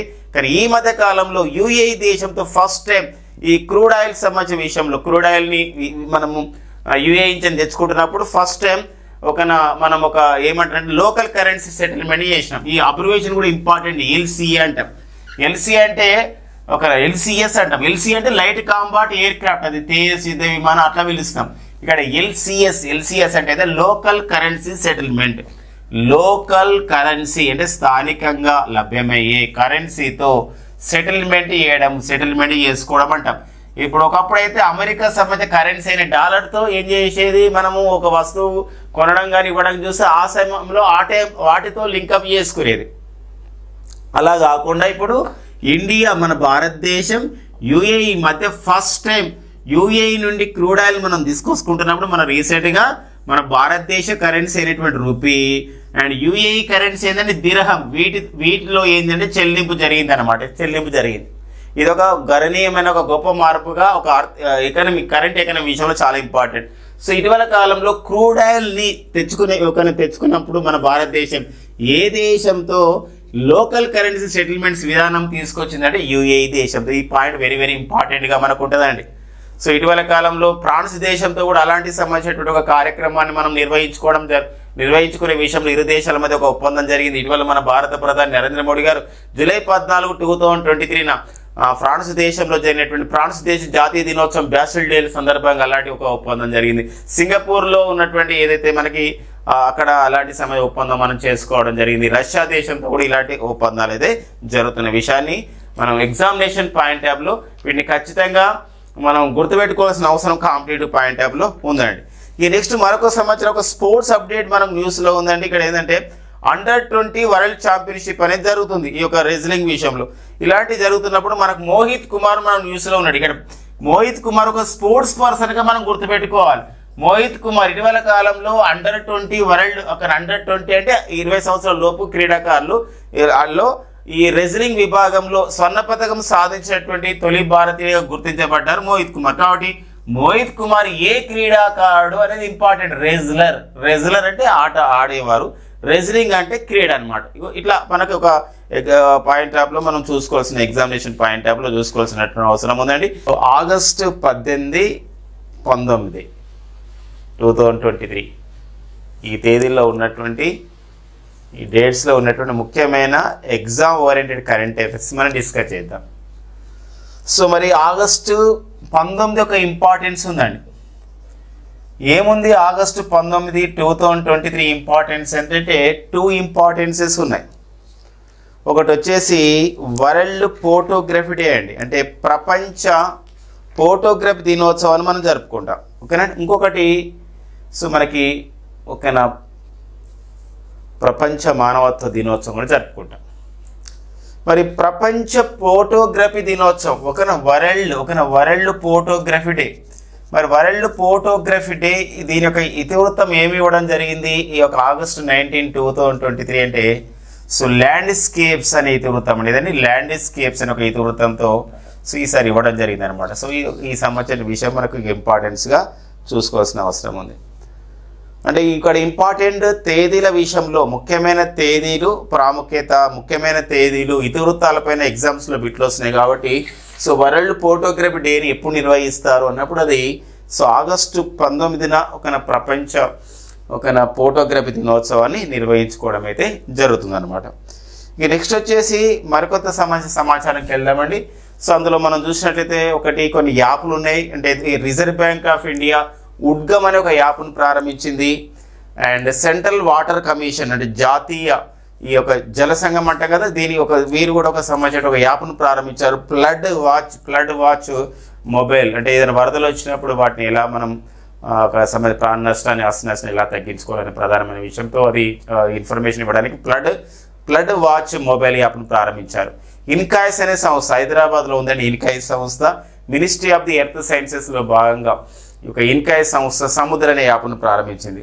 సో ఇలాంటి వాటిని కూడా డిస్కస్ చేద్దాం. దానికన్నా ముందు తరంగ శక్తి అని ఒక విన్యాసాలు నిర్వహించబోతున్నారండి. తరంగ శక్తి ఇది ఫస్ట్ టైం అనమాట. తరంగ శక్తి అంటే చాలా చాలా ఇంపార్టెంట్. మనకు తొలిసారిగా నిర్వహిస్తున్నారు కాబట్టి మనకు అడిగే అవకాశం ఉంటుంది. తరంగ శక్తి అనే విన్యాసాలు సో మన 2023లో త్వరలో నిర్వహించబోతున్నారు. సో ఇలా తొలిసారిగా నిర్వహించినటువంటి ఒక విన్యాసాలు ఎగ్జామినేషన్లు ఎక్కువ వస్తున్నాయి. ఇప్పుడు లాస్ట్ టైం మన గ్రూప్స్లో వచ్చింది చూడండి, బాలికేతన్ అనే విన్యాసాలలో ఏ 2 దేశాలు పాల్గొన్నాయని చెప్పేసి అడగడం జరిగింది. ఇది అమెరికా మరియు ఫిలిప్పైన్ దేశాలు కలిసి నిర్వహించుకున్న విన్యాసాలే బాలికేతన్ విన్యాసాలు. ఇలాంటి నేపథ్యం అనమాట. గతంలో అడిగాడు చూడండి, జైమెక్స్ అనే విన్యాసాలు ఎక్కడ నిర్వహించారు, ఏ 2 దేశాలు పాల్గొంటాయి, ఏ తరహా విన్యాసాలు. జైమెక్స్ అంటే జపాన్, ఇండియా. సో విన్యాసాలు నావికా విన్యాసాలు అండి ఇట్లా. సో ఇలాంటి నేపథ్యం ఇక్కడ కూడా తరంగ శక్తి అనే విన్యాసాలు. మరి ఇలాంటి విన్యాసాలు త్వరలో నిర్వహించబోతున్నారు. సో ఇక్కడ 12 దేశాలు ఇందులో పాల్గొనబోతున్నాయి. ఇందులో 6 దేశాలు అయితే పరిశీలక దేశాలుగా, 6 దేశాలు స్వయంగా పార్టిసిపేట్ కాబోతున్నాయి. అమెరికా, తర్వాత UK, United Kingdom, Australia, France లాంటి దేశాలు కూడా హాజరు కాబోతున్నాయి. ఇది ఏ తరహా విన్యాసాలు అంటే ఇవి ఎయిర్ ఫోర్స్ ఎక్సర్సైజ్ అంటే వైమానిక విన్యాసాలు. వైమానిక విన్యాసాలు. ఎవరు నిర్వహించబోతున్నారు ఈ వైమానిక విన్యాసాలు? ఏ దేశం హోస్ట్ చేయబోతుంది అంటే సో భారతదేశం, భారత వైమానిక దళం. సో భారత్ ఈ యొక్క సంవత్సరం ఇండియన్ ఎయిర్ ఫోర్స్ వాళ్ళు దీన్ని నిర్వహించబోతున్నారు అనమాట. సో ఇది ఒక ఇంపార్టెన్స్గా ఉంటుంది. ఎప్పుడు నిర్వహించబోతున్నారంటే సో ఈ సంవత్సరంలోనే అక్టోబర్ నెలలో 2023 అక్టోబర్లోనే తరంగ శక్తి అనే విన్యాసం నిర్వహించబోతున్నారు. ఎన్ని దేశాలు పాల్గొనబోతున్నాయి అంటే 12 దేశాలు పాల్గొనబోతున్నాయి. ఇందులో 6 దేశాలు అయితే పరిశీలక దేశాలుగా హాజరవుతున్నాయి. సో ఇది ఒక ఇంపార్టెన్స్గా మనకి ఇవ్వాల్సినటువంటి అవసరం ఉందండి. ఒకవేళ అంటే మీకు జరగలేదు కానీ వస్తాయంటే రావచ్చండి ఒక్కోసారి. ఎందుకోసం అంటే కాంపిటేటివ్ ఎగ్జామ్లో ఒక 20 days బ్యాక్ 15 days బ్యాక్ సంబంధించినటువంటి క్వశ్చన్స్ కూడా మనకి ఈ మధ్యకాలంలో వస్తున్నాయి అనమాట. ఎగ్జామ్కి ఒక 15-20 days మధ్యలో కూడా ఒక క్వశ్చన్, ఒక మార్క్ వచ్చినా కూడా మనకి ఎంత ఎగ్జామ్కి ఎంత ఉపయోగపడుతుందో మనందరికీ తెలుసు. కాంపిటేటివ్ ఎగ్జామ్స్ ప్రిపేర్ అవుతున్న వాళ్ళకి, రాసిన వారికి అందరికీ తెలుసు. అందుకోసమే సో ఇట్లా ఒకవేళ ఇది రాలేదనుకోండి, ఇదన్నా రావచ్చు. అది మళ్ళీ బాలికేతన్ కానీ మళ్ళీ జైమెక్స్ అనే విన్యాసాలు కానీ ఇలా రావచ్చు అవకాశం మనకు ఉంటున్న సందర్భం ఉంది. సో ఇది తరంగ శక్తి అనే విన్యాసాలు. తరంగ శక్తి ఎందుకోసం ఎందుకు ఒక 2-3 సార్లు రిపీట్ చేస్తున్నాం అంటే బికాజ్ తరంగం అంటే తరంగాలు చూడండి. తరంగాని ఒక్కోసారి తరంగాలు అనే ఒక పదాన్ని మనం చూసుకున్నట్లయితే తరంగం అంటే ఎక్కువగా మనం గాల్లోనే ఉంటుంది కాబట్టి అట్లా గుర్తుపెట్టుకోవచ్చు. తరంగ శక్తి తమ శక్తిని ప్రదర్శించడం అనమాట. ఇది ఈ యొక్క వైమానిక విన్యాసాలు. ఇక వైమానిక దళం అంటున్నాం ఇండియన్ ఎయిర్ ఫోర్స్. సో ప్రతి సంవత్సరం కూడా అక్టోబర్ 8ని మనం ఒక ఇండియన్ ఎయిర్ ఫోర్స్ డేగా, IAF డేగా మనం నిర్వహిస్తున్నాం. మరి ప్రజెంట్ అయితే మన భారత ప్రధాన వైమానిక అధికారి, the present chief of the air force staff ఎవరు అని చెప్పేసి అంటే so air chief marshal Vivek Ram Chaudhari. ఎవరండి? Air chief marshal. So air అంటే హోదా ఇంపార్టెంట్ అండ్ డిజిగ్నేషన్ అనమాట. Highest designation in the Indian air force అంటే air chief marshal Vivek Ram Chaudhari అండి. వివేక్ రామ్ చౌదరి గారు ప్రజెంట్ అయితే మనకి వైమానిక ప్రధానాధికారిగా పనిచేస్తున్న సందర్భాన్ని గుర్తుపెట్టుకోవాలండి. సో ఇది చాలా ఇంపార్టెన్స్గా ఈ యొక్క తరంగ శక్తి అనే విన్యాసాలపైన మనం డిస్కస్ చేసినాం. ఈ నెక్స్ట్ వచ్చేసి మనకు రిజర్వ్ బ్యాంక్ ఆఫ్ ఇండియాకు సంబంధించినటువంటి యాప్ను ప్రారంభించింది. ఎవరన్నా కొందరు ఉంటారు ఏంటంటే ఎప్పుడో ఒకసారి డిపాజిట్ చేస్తారు బ్యాంకులలో, మర్చిపోతారు. ఒక 10 years వాళ్ళకి ఆ యొక్క డిపాజిట్ చేసినటువంటి సొమ్ము మనకు రావాలి, ఆ డబ్బులు రావాలి, కానీ మర్చిపోతారు. ఎప్పుడు తీసుకోవాలో తెలియదు. ఒక్కోసారి దాని యొక్క మ్యాచ్యూరిటీ అంటే కదా, అంటే అది ఒక 5 సంవత్సరాల 10 సంవత్సరాల కాలాన్ని మనం చేస్తాం, మర్చిపోతాం. అలాంటి వివిధ బ్యాంకుల్లో చేస్తాం. వివిధ బ్యాంకులలో వివిధ డిపాజిట్స్ ఏవైతే ఉన్నాయో సో ఆ డిపాజిట్స్ అన్ని కూడా మన ఫోన్ నెంబర్ ఎంటర్ చేయడం, అంటే ఆ యాప్ని డౌన్లోడ్ చేసుకొని ఆ ఫోన్ నెంబర్ ఎంటర్ చేయడం ద్వారా మనకి ఎక్కడెక్కడ ఏం డిపాజిట్ చేసినాం, ఎక్కడెక్కడ ఏ సంబంధించినటువంటి ఇన్ఫర్మేషన్ ఉంది అని చెప్పేసి యాక్సెస్ చేసుకోవచ్చు అనమాట. ఇదే మనకి ఏంటంటే ఉడ్గమ్ అండి. ఉడ్గమ్ అనే యాప్ అండి. ఉడ్గమ్. సో UDGAM ఉడ్గమ్ యాప్ అని వెరీ ఇంపార్టెంట్. రానున్నటువంటి పోటీ పరీక్షల్లో దీన్ని మనం ఎక్స్పెక్ట్ చేయడానికి మనకు ఉంటుంది. ఉడ్గమ్ యాప్ని ఎవరు ప్రారంభించారు? రిజర్వ్ బ్యాంక్ ఆఫ్ ఇండియా ప్రారంభించింది Udgam app. So Udgam app గురించి తెలియాలంటే దాని అబ్రివేషన్ తెలిసి చాలండి. The abbreviation tells us the importance of the purpose of the Udgam app అనమాట. సో ఉడ్గమ్ యాప్ చూడండి, ఒక అన్క్లెయిమ్డ్ అనమాట. మనం క్లెయిమ్ చేయలేదు చూడండి. క్లెయిమ్ అంటే దాన్ని మనం ఫిర్యాదు చేయడం, మనకు తీసుకోవడం అని అర్థం వస్తుంది. ఇక్కడ కూడా ఏంటంటే సో అన్క్లెయిమ్డ్ అంటే మనం తీసుకొని మనకు అన్క్లెయిమ్డ్ డిపాజిట్స్ అనమాట. మనం ఏదైతే డిపాజిట్ చేస్తామో ఒక సంబంధించిన కస్టమర్స్, సో డిపాజిట్స్ గురించి గేట్వే అంటే చూసుకోవడం అనమాట. అక్కడ gateway to so access and gateway to access so information. So ఇలా రాసుకుంటే మనకి ఈజీగా ఉండదు. ఇన్ఫర్మేషన్ అంటే ఎందుకోసం ఉడ్గంలో యూ అంటే చూడండి ఇక్కడ అన్క్లెయిమ్డ్ అంటే తీసుకోలేదు, ఇంకా క్లెయిమ్ చేసుకోలేదు. డిపాజిట్స్ ఉన్నాయి, గేట్వే లోపలికి వెళ్ళి యాక్సెస్ చేసుకోవడం. ఏమంటే ఇక్కడ ఏంది ఇన్ఫర్మేషన్లో అన్నమాట. ఇట్లా గుర్తుపెట్టుకోండి. ఇది సో మనకి ఇది RBI వాళ్ళు దీన్ని ప్రారంభించడం జరిగింది. Very important. తెలియని అంటే ఎప్పుడో ఒక డిపాజిట్ చేస్తారు, వివిధ బ్యాంకులో చేస్తారు. ఒక్కోసారి ఒక బ్యాంకులో ఏరుగా కొందరు వివిధ బ్యాంకులో కూడా డిపాజిట్ చేసుకుంటూ ఉంటారు. ఒక 5 yearsకి 10 yearsకి ఇలా రికరింగ్ డిపాజిట్స్ అని వివిధ రకాల డిపాజిట్స్ ఉంటాయి కదా. అలాంటి నేపథ్యంలో ఈ యాప్ను డౌన్లోడ్ చేసుకుని వాళ్ళ ఫోన్ నెంబర్ ఎంటర్ చేయడం ద్వారా వాళ్ళ ఫోన్ నెంబర్తో లింక్ ఉన్నటువంటి బ్యాంకు అకౌంట్స్ ఉంటాయి కదా, అకౌంట్స్లలో ఎంత సంబంధించిన డిపాజిట్స్ ఉన్నాయి, అన్క్లెయిమ్డ్ డిపాజిట్స్ ఏమున్నాయని చెప్పేసి మనకు తెలుస్తుంది అనమాట. ఇది ఒక యూజ్ అయ్యే ఒక విధానాన్ని ఇది కస్టమర్స్కు ఉపయోగపడే విధంగా RBI ప్రారంభించింది, రిజర్వ్ బ్యాంక్ ఆఫ్ ఇండియా. 1935 ఓకేనా ఏప్రిల్ 1 ఏర్పాటు చేయబడింది. ఇల్టన్ యంగ్ కమిటీ సిఫార్సుల మేరకు ఏర్పాటు చేయబడింది reserve bank of India. Mumbai ప్రధాన కేంద్రంగా పనిచేస్తున్నటువంటి సంస్థ, headquarter of the reserve bank of India Mumbai. So మరి reserve bank of India first governor వచ్చేసి ఏవో స్మిత్ కాగా, రిజర్వ్ బ్యాంక్ ఆఫ్ ఇండియాకి ద ఫస్ట్ ఇండియన్ గవర్నర్ వచ్చేసి CD Deshmukh. Reserve bank of ఇండియాకి గవర్నర్గా పనిచేసినటువంటి తెలుగువారు దువ్వూరి సుబ్బారావు గారు అండ్ వైవి రెడ్డి గారు. సో ఫ్రెండ్స్ మన అందరూ కూడా తెలుసు వైవి రెడ్డి గారు అయితే 14 ఆర్థిక సంఘం చైర్మన్గా పనిచేశారు. అండ్ ద ప్రజెంట్ 15 ఆర్థిక సంఘం చైర్మన్గా పనిచేస్తున్న వారు Nand Kishore Singh, NK Singh. And present reserve bank of India governor, the present RBI governor వచ్చేసి వారెవరండి, శక్తికాంత్ దాస్ అనమాట. సో వీరు ఒక ఐఏఎస్ ఆఫీసర్కి గతంలో పనిచేయడం జరిగింది. కేంద్ర ఆర్థిక శాఖ కార్యదర్శి కూడా పనిచేశారు శక్తికాంత్ దాస్. సో మనకి ఇక్కడ నాన్ ఎకనామిక్ బ్యాక్గ్రౌండ్ నుండి వచ్చినటువంటి వ్యక్తులుగా ఒక ఐఏఎస్ ఆఫీసర్గా వచ్చి కూడా ఈ పదవిని చేపట్టడం జరిగింది.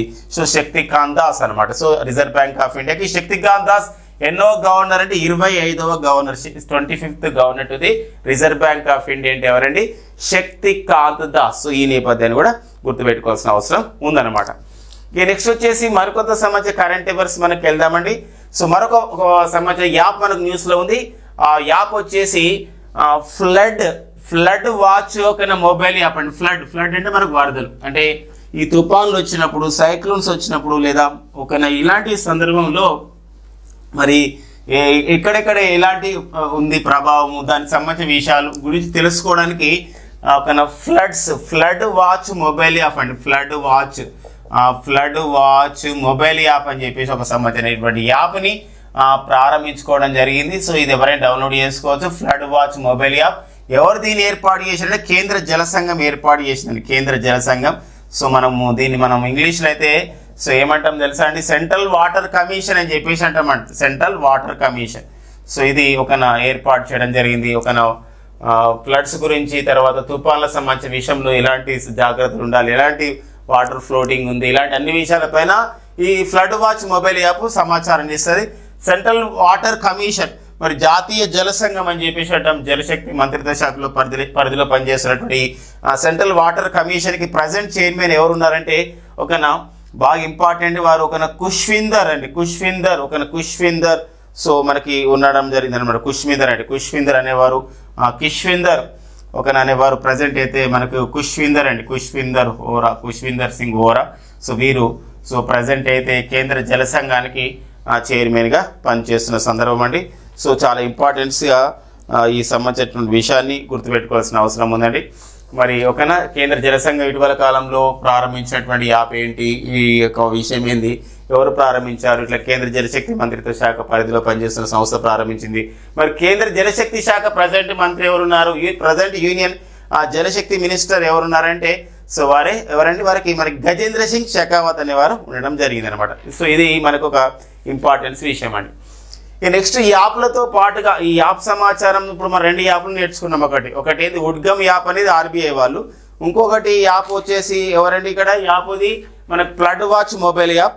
ఈ ఫ్లడ్ వాచ్ మొబైల్ యాప్ అనేది ఎవరు ప్రారంభించడం జరిగింది అంటే సో ఇది కేంద్ర జలశక్తి మంత్రిత్వ శాఖల పరిధిలో పనిచేస్తున్న సెంట్రల్ వాటర్ కమిషన్ వాళ్ళు ఈ యొక్క యాప్ని ప్రారంభించడం అయితే జరిగింది అనమాట.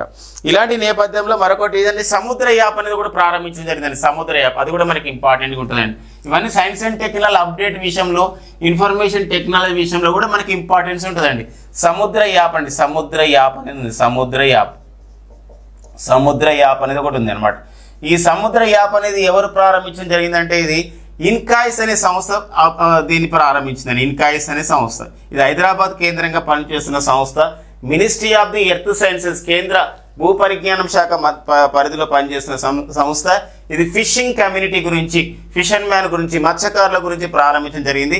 సో ఈ యొక్క సముద్ర యాప్ అంటే ఇక్కడ పొటెన్షియల్ ఫిష్ జోన్ అంటారు. పొటెన్షియల్ ఫిష్ జోన్ అంటే పిఎఫ్జెడ్ అంటే ఇది పొటెన్షియల్ ఫిష్ జోన్ అంటే సముద్రంలో సో ఎక్కడ ఫిషెస్ ఉన్నాయి, ఎక్కడ అవి చేపలు ఉన్నాయి, ఇలాంటి జోన్ ఏంది అని చెప్పేసి యాప్ను డౌన్లోడ్ చేసుకొని మనం ఓపెన్ చేసుకోవడం ద్వారా, ప్రాంతం చేయడం ద్వారా మనకు అవగాహన అవుతుంది అనమాట. సో ఇది మనకు ఎవరు ప్రారంభించారు, ఇన్కాయిస్ సంస్థ దీన్ని ప్రారంభించింది సముద్ర యాప్.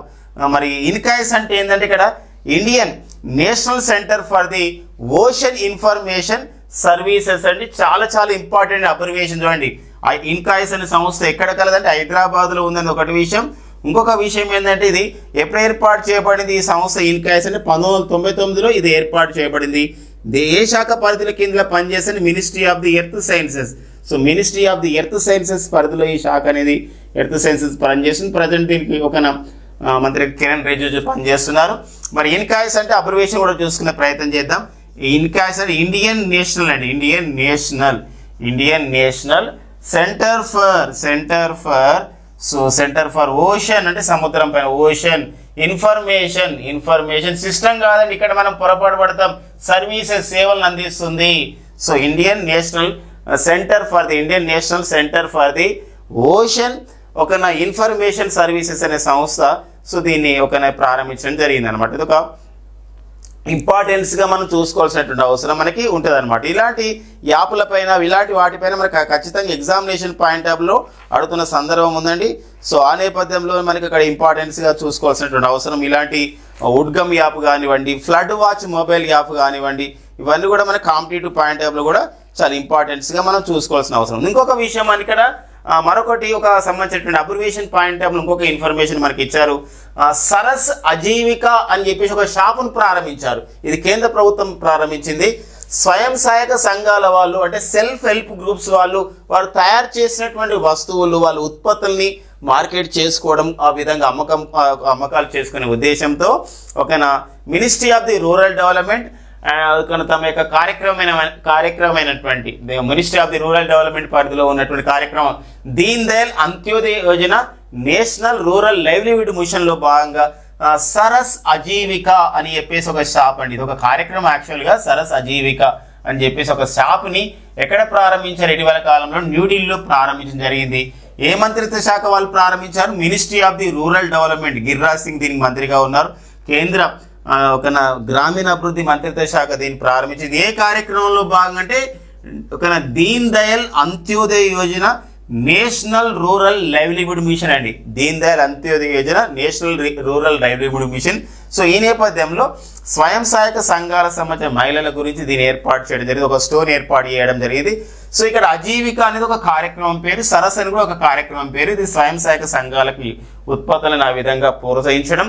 అంటే ఓన్లీ స్వయం సహాయక సంఘాలే అని కాదండి. ఇప్పుడు గ్రామీణ ప్రాంతాల్లో ఇప్పుడు చూడండి, ఇప్పుడు కేంద్ర ప్రభుత్వం 2018లో ఒక కార్యక్రమం ప్రారంభించింది, ODOP అని, అంటే 1 district 1 product అనే కార్యక్రమాన్ని ప్రారంభించింది. అంటే ఒక జిల్లాలో ఒక రకమైన ఉత్పత్తులను ఆ విధంగా పెంపొందించాలి. ఆహార ధాన్యాల విషయంలో కానివ్వండి, వివిధ ఒక ఇంపార్టెన్స్ ఇవ్వడం. అలాంటి నేపథ్యంలో అలాంటి వాటిని ఎంకరేజ్ చేయడానికి ఈ షాపులు ఉపయోగపడితే ఇది ప్రయోగాత్మకంగా న్యూఢిల్లీలో ప్రారంభించారు. సరస్ అనే దానికి ఒక అబ్రివేషన్ ఉందండి. సరస్ అనే అబ్రివేషన్ ఉంది. సో సేల్ ఆఫ్ ఆర్టికల్ అంటే సేల్ అంటే ఇక్కడ అమ్ముకోవడం. సేల్ ఆఫ్ ఆర్టికల్స్ని అమ్ముకోవడం అంటే వస్తువులు అని అర్థం వస్తుంది. సేల్ ఆఫ్ ఆర్టికల్స్ ఆఫ్ దేనికి అంటే sale of articles of rural artisan society. Rural గ్రామీణ ప్రాంతంలో ఆర్టిసాన్స్ కళాకారులు ఉంటారు. సో వారు సంబంధించినటువంటి ఉత్పత్తులని మరొకసారి sale of articles of rural artisans society అన్నమాట. వాళ్ళు ఒక సొసైటీగా ఏర్పడి ఆ విధంగా ఇలాంటి ఒక షాపుల ద్వారా అమ్ముకోవడం అన్నమాట. ఇది మనకి ఇప్పుడు ఇటీవల కాలంలో మీరు చూస్తుంటాం. మనకి ఇక్కడ ఏంటంటే రైల్వే స్టేషన్లో కూడా ఇలా 1 district 1 product భాగంగా అక్కడ ఏం చేస్తున్నారంటే ఒక సంబంధించినటువంటి ఒక షాప్ని ఏర్పాటు చేసిన సందర్భం. అలా న్యూఢిల్లీలో ఇట్లా ఏర్పాటు చేశారు సరస్ అజీవిక అని. కాబట్టి అడుగుతారు, సరస్ అజీవిక అనే కార్యక్రమంలో భాగంగా తొలిసారిగా షాప్ని ఎక్కడ ప్రారంభించారు అంటే న్యూఢిల్లీలో ఈ సంబంధించినటువంటి దాన్ని ప్రారంభించడం అయితే జరిగిందనమాట. సో ఇలా మనకు ఒక ఇంపార్టెన్స్గా ఈ సంబంధించినటువంటి యాప్ల పైన మనకి అడుగుతున్న సందర్భం మనకు ఉందండి. నెక్స్ట్ వచ్చేసి మరొక సంబంధించినటువంటి మనం కరెంట్ అఫైర్స్కి వెళ్ళే ప్రయత్నం చేద్దాం. మన భారతదేశంలోనే తొలిసారిగా 3D ప్రింటెడ్ పోస్ట్ ఆఫీస్ని ఏర్పాటు చేయడం జరిగింది. అంటే ఇది బెంగళూరులో ఏర్పాటు చేసి రాబో కాంపిటేటివ్ ఎగ్జామ్లో ఇది చాలా ఇంపార్టెన్స్గా ఉంటుంది. తొలిసారిగా అయింది, ఫస్ట్ సారిగా అయింది, ఇట్లా అయినప్పుడు మనకి ఎగ్జామినేషన్లో అడుగుతున్నాడు. కాబట్టి 3D ప్రింటెడ్ అంటే అర్థం ఏంది? ఈ 3 dimensional అంటారు 3D అంటే. మరి ఏంది 3D ప్రింటెడ్? అసలుకు చాలా మనకి కన్ఫ్యూజ్ అనిపిస్తుంది వాళ్ళకి. ఏంది 3D ప్రింటెడ్ అసలుకు అని అనుకుంటాం. 3D ప్రింటెడ్ అనేది అంటే 3D ప్రింటెడ్ పోస్ట్ ఆఫీస్. ఇండియాలోనే ఫస్ట్ టైం ఒక సంబంధించిన ఒక పోస్ట్ ఆఫీస్ భవనాన్ని 3D ప్రింటెడ్లో కట్టారు. అంటే 3D ప్రింటెడ్ అంటే మూడు సార్లు కడతారా లేదా అట్లా కాదు. అంటే ఇదంటే CAD పద్ధతిలో కడతారండి. CAD అంటే ఏంటంటే ఇక్కడ ఒక కంప్యూటర్ ఎయిడెడ్ డిజైన్ అని చెప్పేసి అంటామండి. సిఏడి అంటే ఇక్కడ కంప్యూటర్ ఎయిడెడ్ డిజైన్ అంటే ఏంటంటే కంప్యూటర్ సహాయంతో ఒక సాఫ్ట్వేర్ సంబంధించిన విషయాన్ని అక్కడ అభివృద్ధి చేస్తారు. అభివృద్ధి చేసి మొత్తం కూడా మిషన్ల సహాయంతో దీన్ని అక్కడ నిర్మిస్తారు అనమాట. ఒక 43 రోజులు నిర్మించారు. మొత్తం మిషన్ ఏం చేస్తుందంటే మిషన్కి కంప్యూటర్ అనుసంధానం అయితే కంప్యూటర్ సాఫ్ట్వేర్ ద్వారా దాని ఒక జస్ట్ ఒక ఇట్లా ఏదైతే మనం ప్రెస్ చేయడం ద్వారా ఏదైతే ఉంటుందో కమాండ్ చేయడం ద్వారా ఆ మిషన్ పనిచేసి ఒక్కొక్క లేయర్స్ వేయడం ఆ గోడలు కట్టడం ఇవంతా కూడా మిషన్ ద్వారా అవుతుంది అనమాట. That is called 3D printed అని చెప్పేసి అంటాం. సో కంప్యూటర్ ఎయిడెడ్ డిజైన్ అండి సిఏడి అంటే కంప్యూటర్ ఎయిడెడ్ డిజైన్గా చెప్పచ్చు. కంప్యూటర్ ఎయిడెడ్ డిజైన్ ద్వారా దీన్ని కట్టడం జరిగింది. ఎన్ని రోజులు కట్టిరంటే ఇది ఒక 43 రోజులు కట్టిరండి. ఎక్కడ ఏర్పాటు చేశారు మనకి డౌట్ రావచ్చు. ఇది బెంగళూరులో ఫస్ట్ టైం కట్టడం జరిగింది ఇది. So 3D printed post office the first 3D printed post office మన భారతదేశంలో తొలి 3D ప్రింటెడ్ పోస్ట్ ఆఫీస్ని ఎక్కడ ఏర్పాటు చేశారన్నప్పుడు అది బెంగళూరు నగరంలో ఏర్పాటు చేయడం జరిగింది. ఎవరు దీనికి సాంకేతిక సహాయం దీన్ని అభివృద్ధి చేసిన వాళ్ళు ఐఐటి మద్రాస్. ఫ్రెండ్స్ మనందరూ తెలుసు ఎన్నో ఆవిష్కరణలకు పేరొందినటువంటి సంస్థ ఈరోజు ఐఐటి మద్రాస్. లాస్ట్ టైం కూడా మనకి ఎగ్జామినేషన్లో ఇచ్చినారు. పాలలో ఒక కల్తీని ఆ విధంగా గుర్తించడానికి ఒక 3D ప్రింటెడ్ పేపర్ని అభివృద్ధి చేసిన సంస్థ ఏదంటే ఐఐటి మద్రాస్ సంస్థ. NIRF ర్యాంకింగ్లో మొదటి స్థానంలో కొనసాగుతున్న సంస్థ కూడా నేషనల్ ఇన్స్టిట్యూషనల్ ర్యాంకింగ్ ఫ్రేమ్వర్క్ అంటాం. అందులో మొదటి స్థానంలో ఉన్నది కూడా ఐఐటి మద్రాస్ సంస్థ. ఇటీవల కాలంలో టాంజానియాలో కూడా ఒక ఆఫ్రికా ఖండ దేశమైన టాంజానియాలోని జాంజిబర్లో కూడా దీనికి సంబంధించిన క్యాంపస్ని ఐఐటి మద్రాస్ క్యాంపస్ని ఏర్పాటు చేయడం జరిగింది. ఐఐటి మద్రాస్ దీన్ని అభివృద్ధి చేసింది. మరి దీనికి నిర్మాణం చేసిన వాళ్ళు దీని ఒక అంటే ఇలా 3D ప్రింటెడ్ హౌస్ కట్టవచ్చు అని చెప్పేసి అది సాంకేతిక సాయం ఇచ్చింది ఐఐటి మద్రాస్.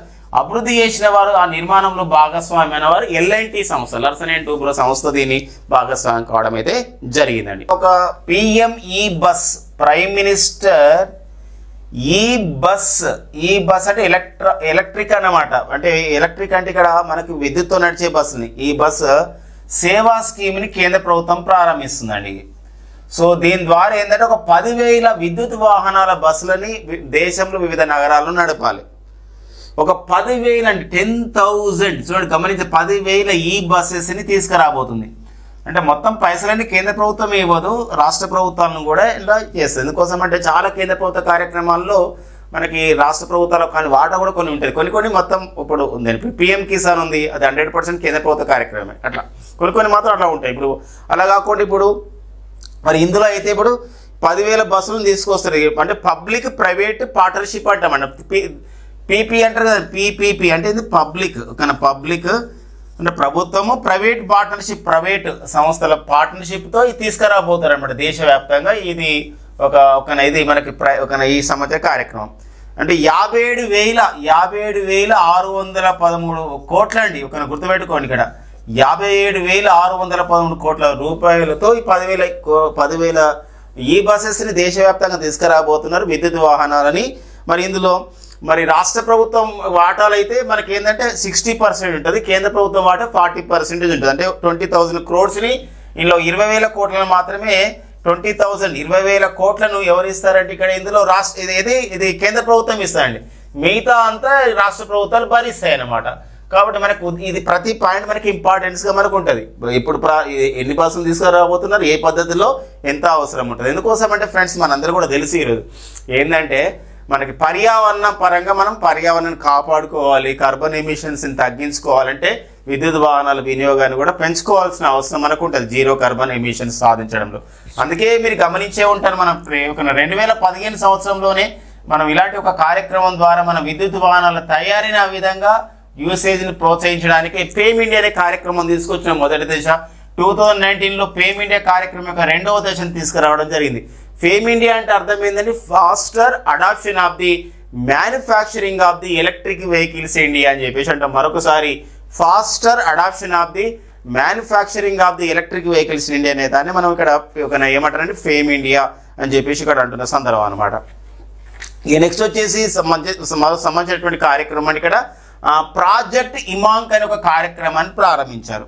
ఇప్పుడు ఈ మధ్యకాలంలో మనకి కూడా ప్రాజెక్టు చిరుత ఆపరేషన్ చిరుత అనే కార్యక్రమాన్ని మన ఆంధ్రప్రదేశ్ రాష్ట్ర ప్రభుత్వం ప్రారంభించిందండి. తిరుమల తిరుపతి దేవస్థానం తిరుమల ఆ ప్రాంతానికి వెళ్తున్న సందర్భంలో చిరుత దాడి చేసింది కదండి. అలాంటి చిరుతలను పట్టుకోవాలి, అలాంటి చిరుతలని మళ్ళీ దాడి చేయకుండా చేసుకోవాలని చెప్పేసి ఇప్పుడు భక్తులకు కూడా కర్రలు ఇస్తున్నారు కదా, అది మనం దాన్ని ఏమంటారంటే ఆపరేషన్ చిరుత అంటాం. ఇక్కడ మాత్రం నేర్చుకోవాల్సింది ఇక్కడ ప్రాజెక్ట్ ఇమాంక్ అండి. ఇది ఇమాంక్ అంటే ఇమా అంటే ఇమా అంటే హిమాలయాలు, ఇమాంక్ అని చెప్పేసి అంటే ఇక్కడ సముద్ర మట్టానికి ఎక్కువ ఎత్తైనటువంటి ప్రాంతంలో అంటే సుమారుగా 18,000 అడుగుల పైన 19,000 అడుగుల పైన కూడా ఏం చేస్తున్నారంటే రహదారి నిర్మిస్తున్నారు. ఎవరు నిర్మిస్తున్నారంటే BRO వాళ్ళు నిర్మిస్తున్నారు.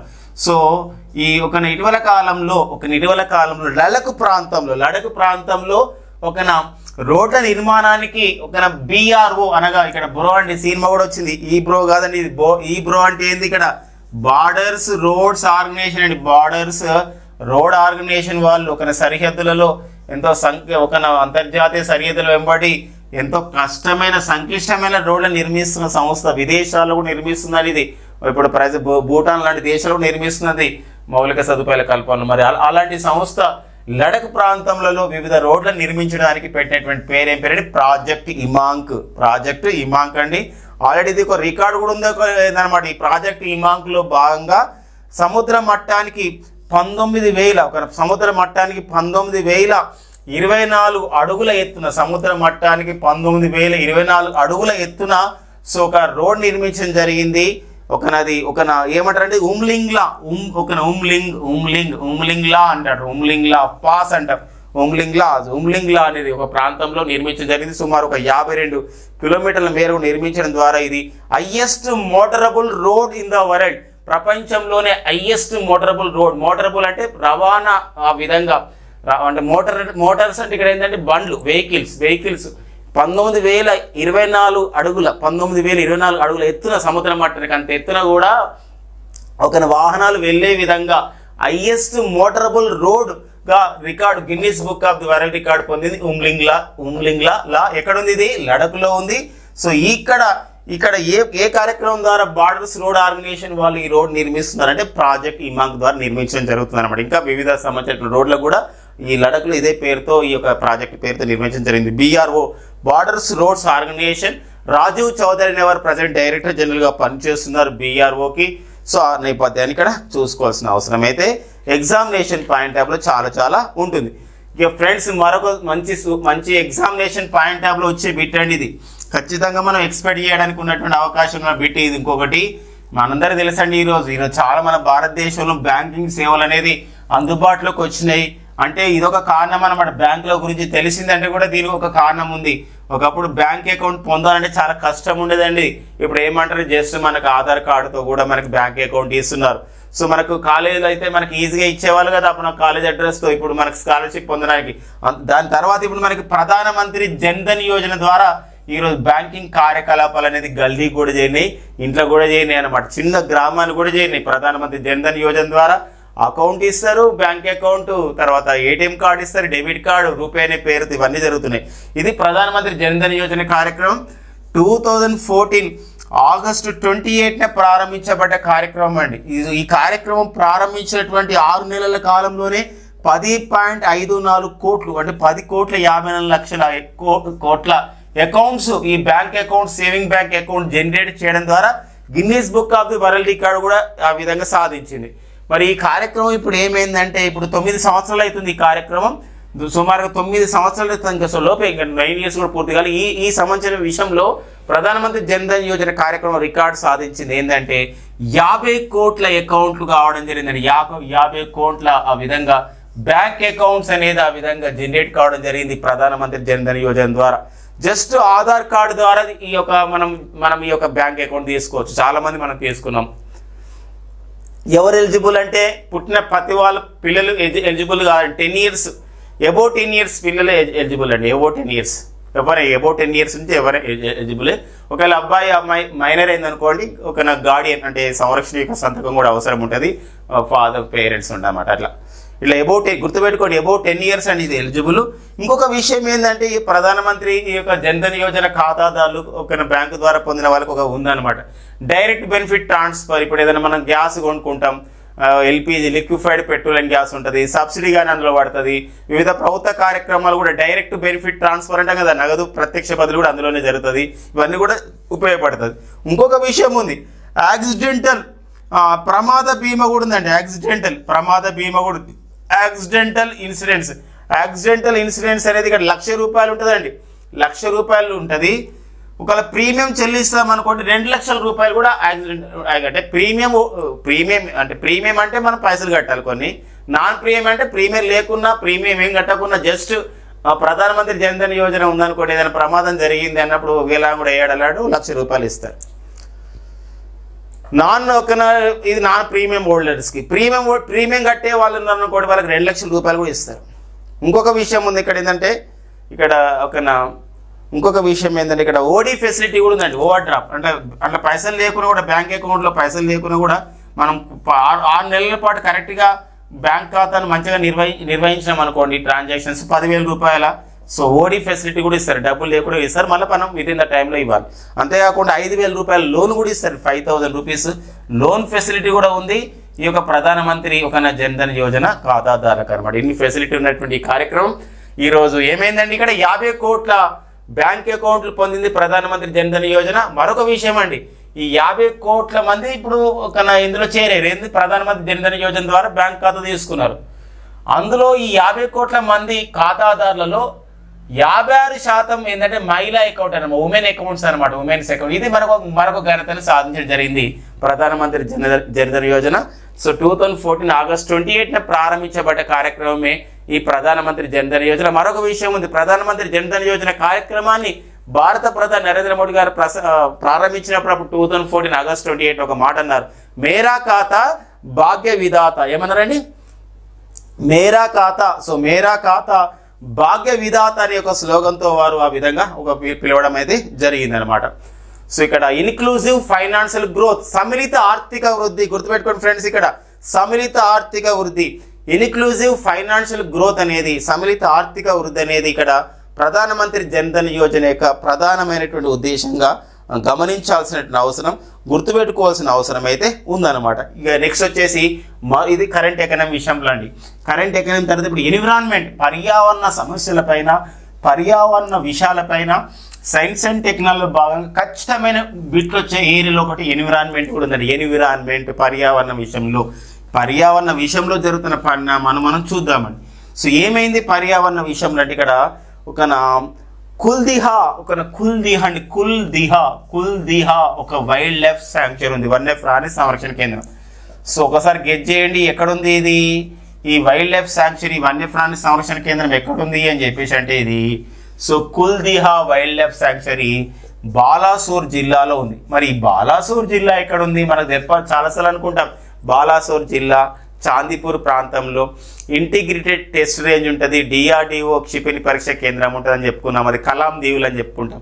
అది ఒడిశాలో ఉంటుందండి. ఎక్కడిది, ఒడిశాలో ఉంది. సో ఈ యొక్క సంబంధించినటువంటి ఏదండి ఈ కుల్దిహా wildlife sanctuary.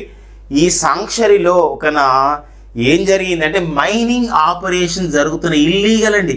Mining operation జరుగుతున్నాయి, మైనింగ్ యాక్టివిటీస్ జరుగుతున్నాయి.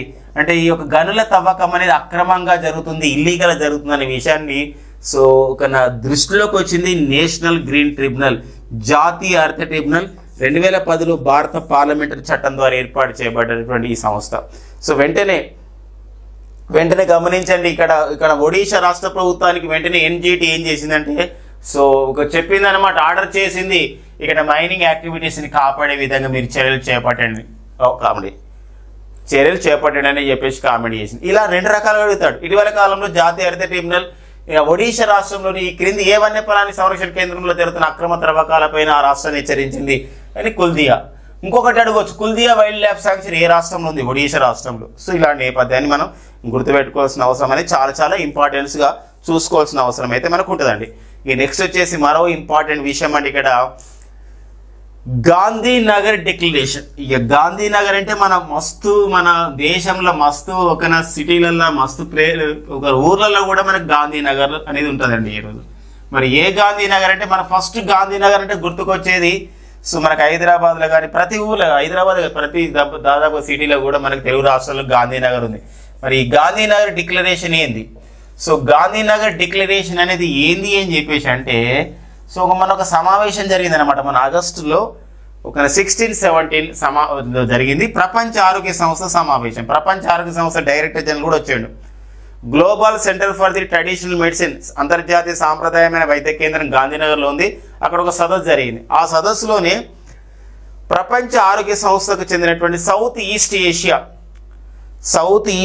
అండి, అంటే ఆగ్నేయాసియా దేశాలు, ఒక సౌత్ WHO సంబంధించినటువంటి సౌత్ ఈస్ట్ ఏషియా ఈ సంబంధించినటువంటి దేశాల వాళ్ళు ఒక ప్రతిజ్ఞ చేశారు, ఒక డిక్లరేషన్ చేశారు.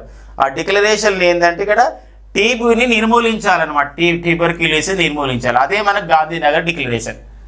అంటే ఇక్కడ టీబీని నిర్మూలించాలి అంటే ఆరోగ్యాన్ని కాపాడుకోవాలి అంటే ఇది మనకు సస్టైనబుల్ డెవలప్మెంట్ గోల్స్లో 3.3 కిందకి వస్తాయి ఇలాంటి నిర్మూలించే విషయాల్లో. మరి ఇలాంటి వాటిల్లో మన ఫ్రెండ్స్ మనందరూ తెలుసు, ప్రపంచ ఆరోగ్య సంస్థ 2030 నాటికి ప్రపంచ వ్యాప్తంగా కూడా టీబీని నిర్మూలించాలని చెప్పేసి అంటుంది. ఒక టీబీని మన భారతదేశం అయితే 2025 నాటికే ఈ ఒక టీబీని నిర్మూలిస్తామని చెప్పేసి ఒక ప్రతిజ్ఞ కూడా మనం చేయడం జరిగింది అనమాట. ఇలాంటి ఈ నేపథ్యం గమనించాలి. ఇటీవల కాలంలో గాంధీనగర్ డిక్లరేషన్ దేనికి సంబంధించింది, గాంధీనగర్ డిక్లరేషన్ దేనికి సంబంధించింది అంటే టీబీని నిర్మూలించడానికి అనేది చెప్పేసి గుర్తుపెట్టుకోవాల్సిన అవసరం మనకు కాంపిటేటివ్ పాయింట్ ఆఫ్ లో ఉంటుంది. అది మనకు గుజరాత్లోని గాంధీనగర్ అనమాట. ఓకేనా ఫ్రెండ్స్, ఇక నెక్స్ట్ వచ్చేసి మరొక సంబంధించిన కరెంట్ అఫైర్స్ మనకు న్యూస్లో ఉందండి. సో ఇక ఇంపార్టెన్స్ ఏమందంటే ఇక్కడ పాకిస్తాన్ ఒక పార్లమెంట్ రద్దు చేశారు, అంటే డిజాల్వ్ చేశారు, ఎందుకోసం ఎన్నికలు నిర్వహించే ఉద్దేశంతో.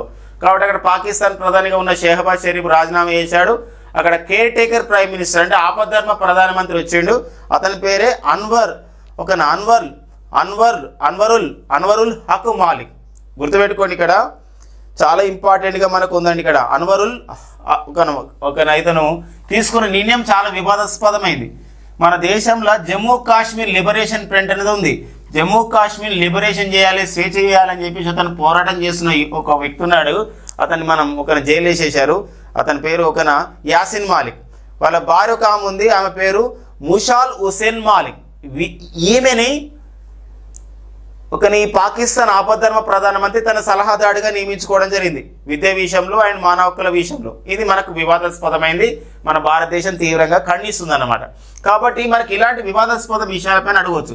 కాబట్టి ఇప్పుడు పాకిస్తాన్కి ఆపద్ధర్మ ప్రధానమంత్రిగా, దీని ఇంగ్లీష్లో అయితే కేర్ టేకర్ ప్రైమ్ మినిస్టర్ అండి. సో మనకైతే హాస్టల్లో చదువుతున్నప్పుడు కేర్ టేకర్స్ అనే వాళ్ళు ఉంటారండి. కేర్ టేకర్ ఒక హౌస్ మాస్టర్స్తో ఒక కేర్ టేకర్. ఇక్కడ కేర్ టేకర్ ప్రైమ్ మినిస్టర్ ఎవరు వచ్చినాడంటే అతని పేరు అన్వరుల్ హక్ మాలిక్. అన్వరుల్ హక్ మాలిక్ వచ్చాడు. ఇతను కేర్ టేకర్ ప్రైమ్ మినిస్టర్. వీరికి సలహాదారుగా నియమితులైన వారు ఎవరంటే ఒక వివాదాస్పదమైన వ్యక్తి. సో ఎవరు ఆ వివాదాస్పద వ్యక్తి అంటే ఇక్కడ మన వివాదాస్పదమైన వ్యక్తిగా ఉన్నారు వారు ముషాల్ హుసేన్ మాలిక్ అండి. ముషాల్ హుసేన్ మాలిక్ అంటే ఇక్కడ ఎందుకోసం వివాదాస్పదమైందంటే వీళ్ళ భర్త ఎవరైతే ఉన్నారో యాసిన్ మాలిక్. ఈ యాసిన్ మాలిక్ అనేవారు జమ్మూ కాశ్మీర్ లిబరేషన్ ఫ్రంట్ అనే సంస్థకి ఇతను జమ్మూ కాశ్మీర్ని లిబరేట్ చేయాలి, దాన్ని స్వేచ్ఛ చేయాలి అనే ఏదైతే పోరాటం చేస్తుంది. ఇతను జైల్లో ఉన్నాడు మన భారతదేశంలో. వాళ్ళ భార్య పాకిస్తాన్లో ఉంది. వాళ్ళు గతంలో రావల్పిండిలో అక్కడ పాకిస్తాన్ పెళ్లి చేసుకున్నారు. ఇక్కడ అక్కడే ఉంటుంది ముషాల్ హుసేన్ మాలిక్. కాబట్టి ఇలాంటి ఒక వ్యక్తి యాసిన్ మాలిక్ వాళ్ళ భర్త మా దేశంలో జైల్లో ఉంటే సో వాళ్ళ భార్యని ముషాల్ హుసేన్ మాలిక్ని మీరు ఎందుకు ఇలా సలహాదారుగా నియమించారని చెప్పేసి భారతదేశం వ్యాఖ్యానించడం జరుగుతుంది అనమాట. ఇది ఒక ఇంటర్నేషనల్ ఇష్యూగా మనకి ఈ మధ్య కాలంలో కావడం జరిగింది. ఆల్రెడీ పాకిస్తాన్ చాలా ఇంటర్నేషనల్ ఇష్యూస్ ఉన్నాయి. ఈ మధ్య కాలంలోనే పాకిస్తాన్ మాజీ ప్రధాని ఇమ్రాన్ ఖాన్ అరెస్ట్ కూడా కావడం జరిగింది. తోషఖాన్ అనే కేసు, అంటే బహుమతులు గిఫ్ట్లు వస్తే గిఫ్ట్లని ఆ విధంగా తక్కువ ధర కొనుగోలు చేయడం, అమ్ముకోవడం జరిగిందని చెప్పేసి ఒక కేసు ఉందన్నమాట. ఇట్లా ఒక ఇంపార్టెన్స్గా ఈ సంబంధించిన విషయాన్ని మనం గమనించాల్సిన, గుర్తుపెట్టుకోవాల్సిన అవసరం అయితే మనకు ఉంది. ఇంకొక అంతర్జాతీయ విషయం చాలా ఇంట్రెస్టింగ్గా ఉందండి. ఇక్కడ అతని పేరు వచ్చేసి ఇక్కడ ఏంటంటే షణ్ముగరత్నం అండి. దర్శన్ షణ్ముగం చూడండి, షణ్ముగరత్నం. ఎందుకు ఇలా ఇంపార్టెన్స్ ఉందంటే తను మన భారత సంతతి వ్యక్తి. ఇతను దర్శన్ షణ్ముగం అండి. దర్శన్ షణ్ముగం ఇంకా మొత్తం ఉందండి షణ్ముగరత్నం. ఇప్పుడు ఇతను సింగపూర్ దేశ అధ్యక్షుడిగా పోటీ చేస్తున్నాడు అనమాట.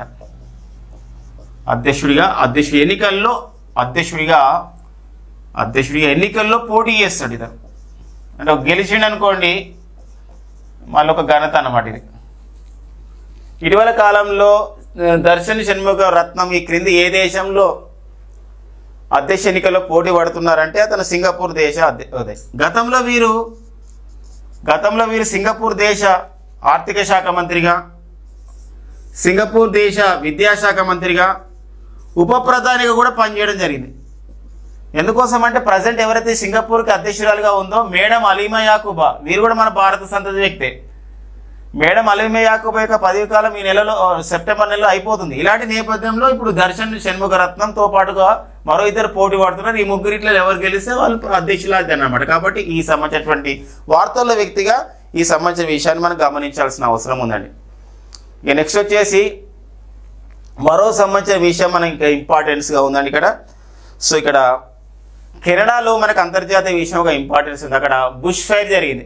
బుష్ ఫైర్ జరుగుతుంది అంటే ఇక్కడ కార్చిచ్చు అంటుంది చూసారా, అంటే మస్తు మంటలు వచ్చినాయి అనమాట అడవులలో వాటి ప్రాంతంలో. అది నగరాలు కూడా వ్యాప్తి చెందుతుంది. గతంలో మనం అమెజాన్ అడవులు ఇట్లా జరిగినాయి, గతంలో ఆస్ట్రేలియాలో జరిగినాయి, మన ఇప్పుడు ఇంకా హవాయి అనే ప్రాంతంలో కూడా జరుగుతున్నాయి. ఇప్పుడు కెనడాలో కూడా జరుగుతున్న పరిస్థితి అండి ఇప్పుడు. కాబట్టి ఇట్లా జరుగుతున్నాయి కాబట్టి ఇది కూడా పర్యావరణ సంబంధించిన విషయం గమనించుకోవాల్సిన అవసరం ఉంది. కాబట్టి ఇటీవల కాలంలో ఈ క్రింది ఏ దేశంలో కార్చిచ్చు ప్రమాదాలు జరుగుతూ ఉన్నాయి, ఆ అడవులన్నీ తగలబడుతున్నాయి, అవి పట్టణాల్లో కూడా అంటే కెనడాలోని ఏ ప్రాంతం అంటే ఇక్కడ నార్త్ బెస్ట్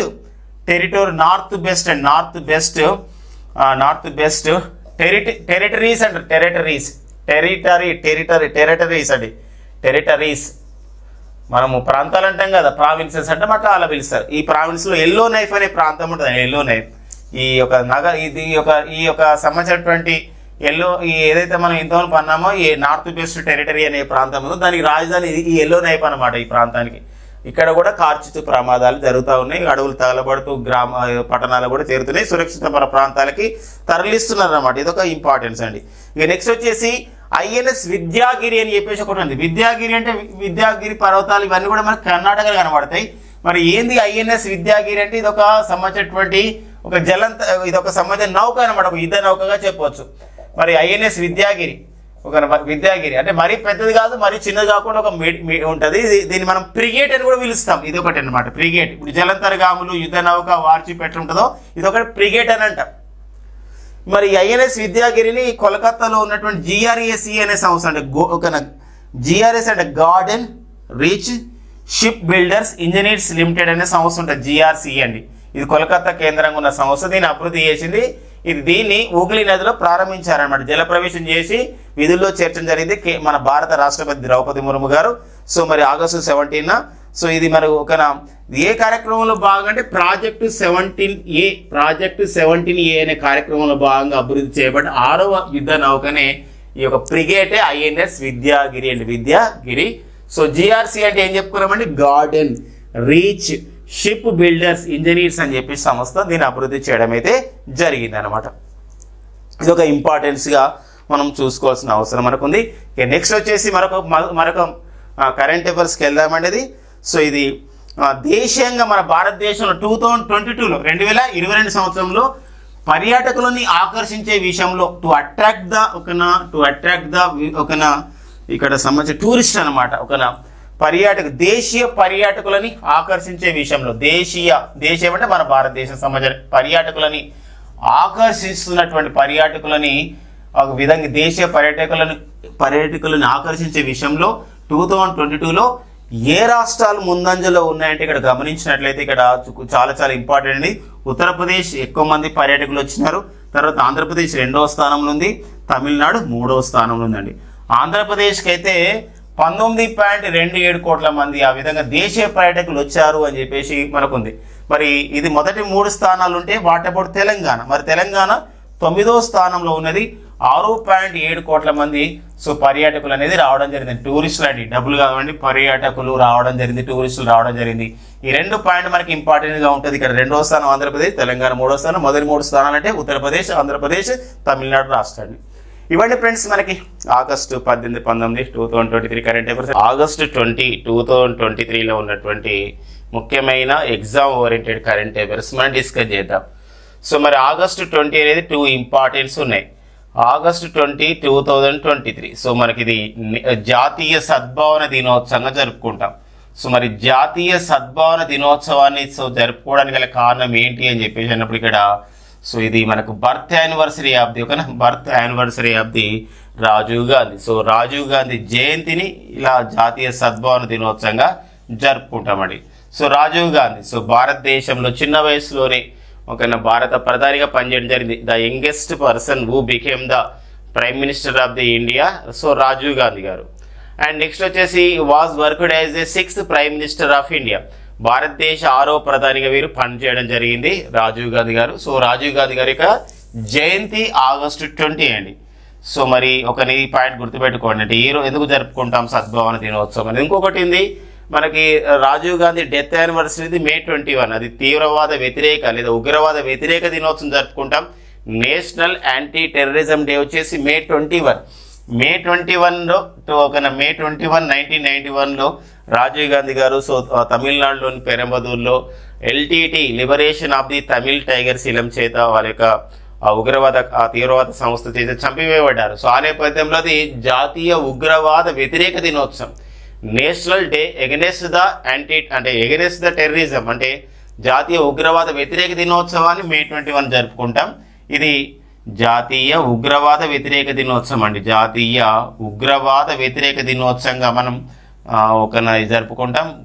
ఎందుకోసం అంటే ఇది ఏంటంటే ఇది ఒక death anniversary of the Rajiv Gandhi అనమాట. సో ఇదొక విషయం అనమాట. అండ్ నెక్స్ట్ వచ్చేసి మరికొంత సమాచారం చూద్దామంటే August 20 మరొక ఇంపార్టెన్స్ ఉంది. August 20, 2023 మరొక ఇంపార్టెన్స్ ఏంటంటే వరల్డ్ మస్కిటో డే అండి, ఓకేనా. వరల్డ్ మస్కిటో డేని మనం ప్రతి సంవత్సరం కూడా సో జరుపుకుంటాం. సో August 20న మనం జరుపుకుంటాం. సో మస్కిటో అనేది చాలా ఒక రకాలమైనటువంటి వ్యాధులని ఆ విధంగా ఒక వ్యాప్తి చేయడంలో అది అవుతుందన్నమాట, అది ఒక వెక్టర్గా పనిచేస్తుంది. ఇలాంటి నేపథ్యంలో సర్ రొనాల్డ్ రాస్ గుర్తించడం జరిగిందనమాట. మలేరియా లాంటి రోగాలకి కారణం ఏంటంటే మస్కిటోలో ఉన్నటువంటి పరాన్నజీవులు ఆ విధంగా మస్కిటో కుట్టడం వల్ల అందులో ఉన్న పారాసైట్స్ అనేది మరి రావడం, మానవులోకి రక్తంలోకి రావడం, ఇలా చలి జ్వరాన్ని కలగడం, తర్వాత తద్వారా అది మలేరియా కావడం, ఇవన్నీ జరుగుతున్న నేపథ్యం ఉంది. అందుకోసమే సో మనకి ఇది మస్కిటో డేగా వరల్డ్ మస్కిటో డేగా ప్రపంచ దోమల దినోత్సవం జరుపుకుంటాం August 20. మరి వాట్ ఈస్ ద ఇంపార్టెన్స్, మరి ఇంపార్టెన్స్ ఏముంది? సో ఇంపార్టెన్స్ ఇక్కడ ఏముందంటే ఒక థీమ్ ఇచ్చాడు అనమాట. ఏమి ఇచ్చాడు థీమ్ వచ్చేసి ఇక్కడ ఒక ఫైటింగ్ ద వరల్డ్, ఫైటింగ్ చేయడం జరుగుతుంది, పోరాటం చేస్తున్న మస్కిటోలను అంతం చేయాలని చెప్పేసి. సో ఫైటింగ్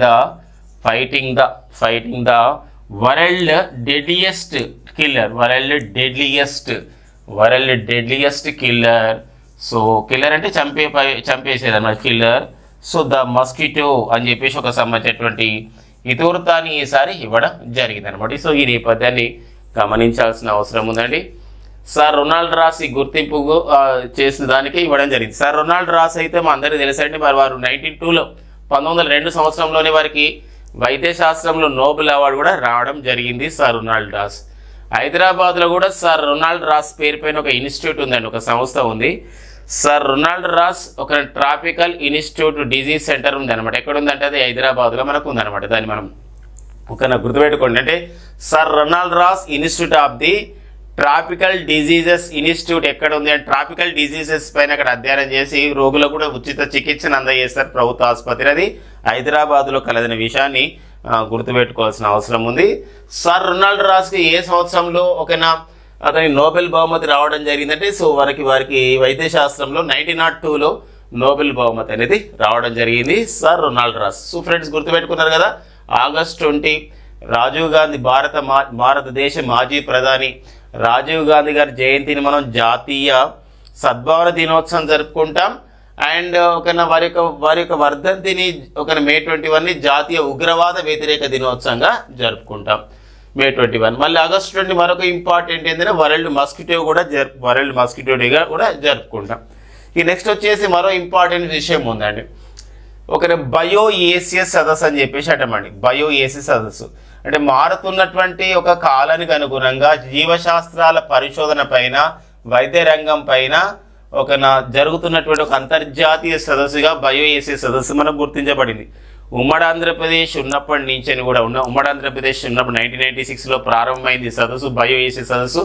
ప్రపంచవ్యాప్తంగా సుమారు ఒక 50 దేశాల నుండి శాస్త్రవేత్తలు దీనికి హాజరవుతూ ఉంటారు, రిప్రజెంటేటివ్స్ వస్తూ ఉంటారు. జీవశాస్త్రాలపైన అధ్యయనం అనమాట. మెరుగైనటువంటి వైద్య విధానాల్లో జీవశాస్త్రం యొక్క పాత్ర ఏంది, ఇలాంటి విషయాలపైన అంటే the role of the life sciences bio sciences to promote the ఒక గుడ్ హెల్త్ అనమాట.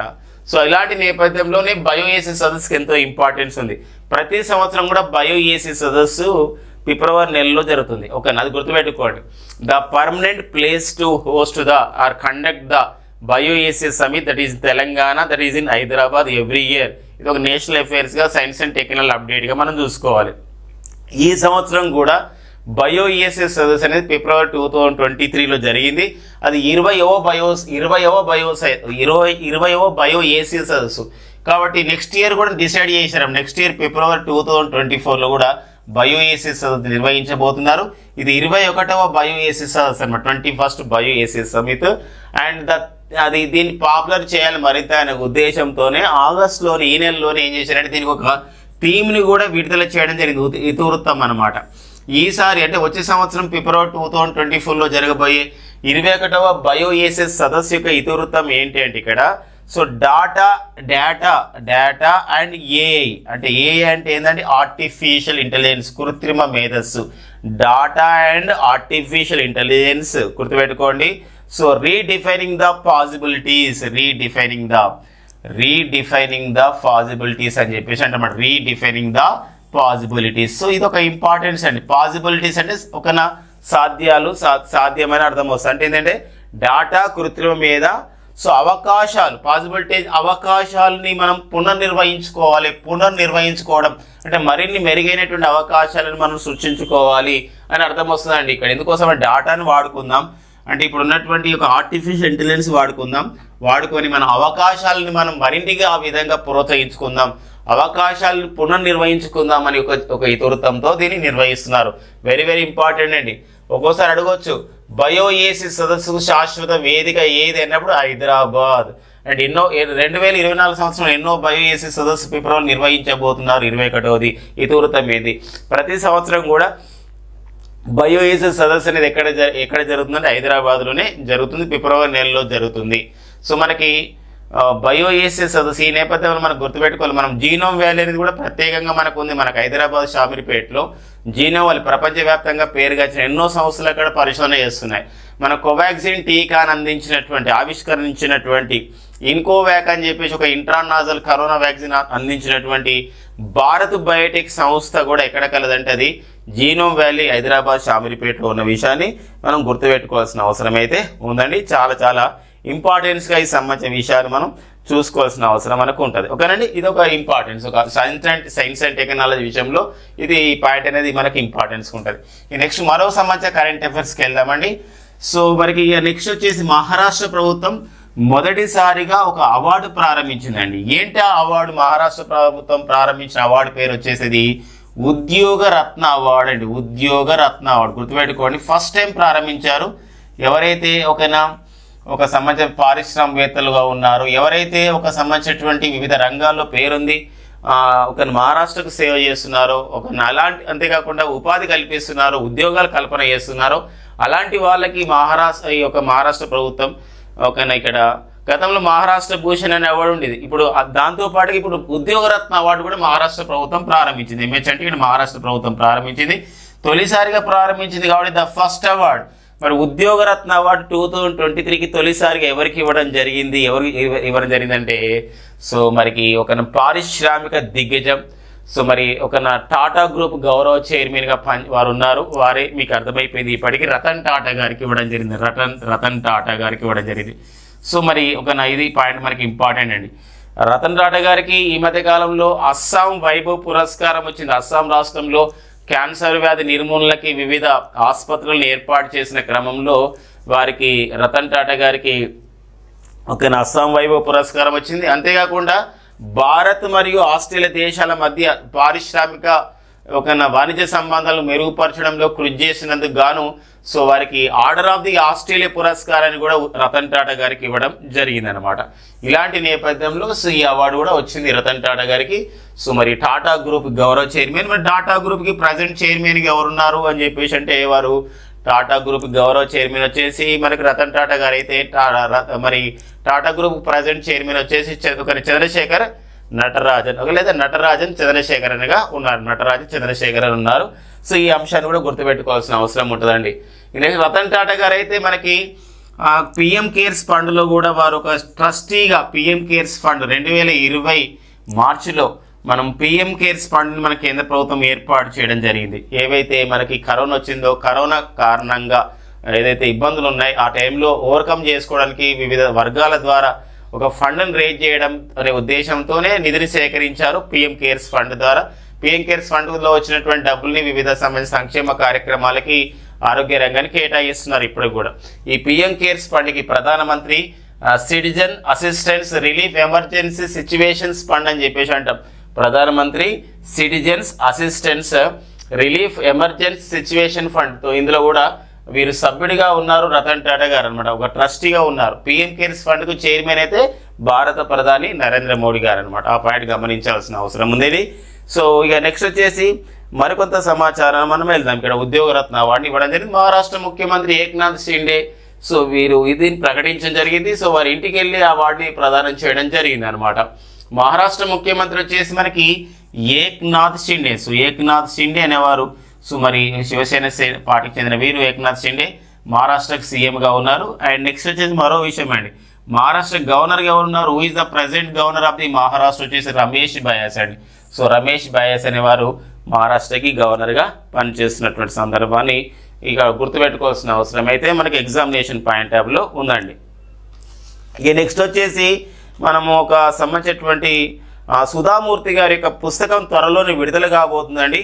సో మనకి అది పెంగ్విన్ ర్యాండమ్ హౌస్ అనే ఒక పబ్లిషింగ్ హౌస్ వాళ్ళు చెప్పడం జరిగింది అనమాట. ఇది సుధామూర్తి గారికి సుధామూర్తి గారు అంటే ఇంట్రడక్షన్ అవసరం లేని ఒక గొప్ప మానవతావాదిగా వారు ఎంతో ఒక సేవాభావం ఉన్నటువంటి గొప్ప వ్యక్తిగా ప్రపంచవ్యాప్తంగా మన భారతదేశం ఎంతో పేరు గడించడం సరైంది సుధామూర్తి గారు. 2023లో మన భారత ప్రభుత్వం వారికి పద్మభూషణ్ అవార్డు కూడా ఇవ్వడం జరిగింది మరి సుధామూర్తి గారు. సో మరి సుధామూర్తి గారి రచనల్లో మనకు చాలా చాలా పేరొందినవి ఉన్నాయండి. సో దాదాపుగా మనం చూసినట్లయితే ఇక్కడ ఏంటంటే ఓకేనా మనకి 3000 స్టిచెస్ అనేది 2017లో వచ్చింది వారి చివరి నవల 3000 స్టిచెస్.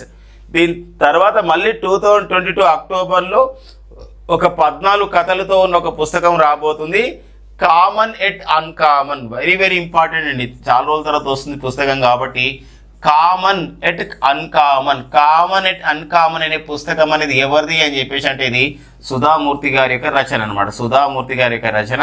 సో ఇది ఒక ఇంపార్టెన్స్గా మనం చూసుకోవాల్సిన అవసరం ఉంది. ఇది ఎవరు విడుదల చేస్తున్నారు? ఇలాంటి ఒక పుస్తకం వచ్చినప్పుడు ఒకసారి ఏ ప్రచురణ ఏ పబ్లిషింగ్ హౌస్ వాళ్ళు దీన్ని విడుదల చేస్తున్నారంటే ఇక్కడ ఒక పెంగ్విన్ ర్యాండమ్ హౌస్ అనే పబ్లికేషన్స్ వాళ్ళండి. పెంగ్విన్ ర్యాండమ్ హౌస్ అనే పబ్లికేషన్ వాళ్ళు ఈ సంబంధించినటువంటి పుస్తకాన్ని విడుదల చేస్తున్నారు. కామన్ ఎట్ అన్కామన్ అనేది సో ఎవరి యొక్క రచన? సుధామూర్తి రచన. త్వరలో అక్టోబర్ 2023లో విడుదల కాబోతుంది.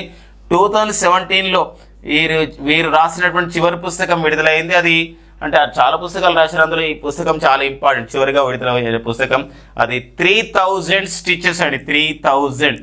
3000 స్టిచెస్ అనే ఒక పుస్తకం అనేది మనకు న్యూస్లో ఉందండి. స్టిచెస్ అనే నవల ఆమె రాసిందనమాట. ఓకేనండి. సో ఇది సుధామూర్తి గారికి సంబంధించిన విశేషాల పుస్తకాల విషయం అండి. ఈ నెక్స్ట్ వచ్చేసి ఆగస్టు 20, 2023న సో మరొక ఇంపార్టెన్స్ ఉందండి. ఏంటంటే ఇక్కడ సో మనకి రష్యా వాళ్ళు పంపించినటువంటి ఒక రోవర్ ఏదైతే ఉందో ఒక క్రాష్ అయిపోయింది అనమాట. అది దాని పేరు లూనా 25 అనేది. లూనా 25 చూడండి, లూనా 25.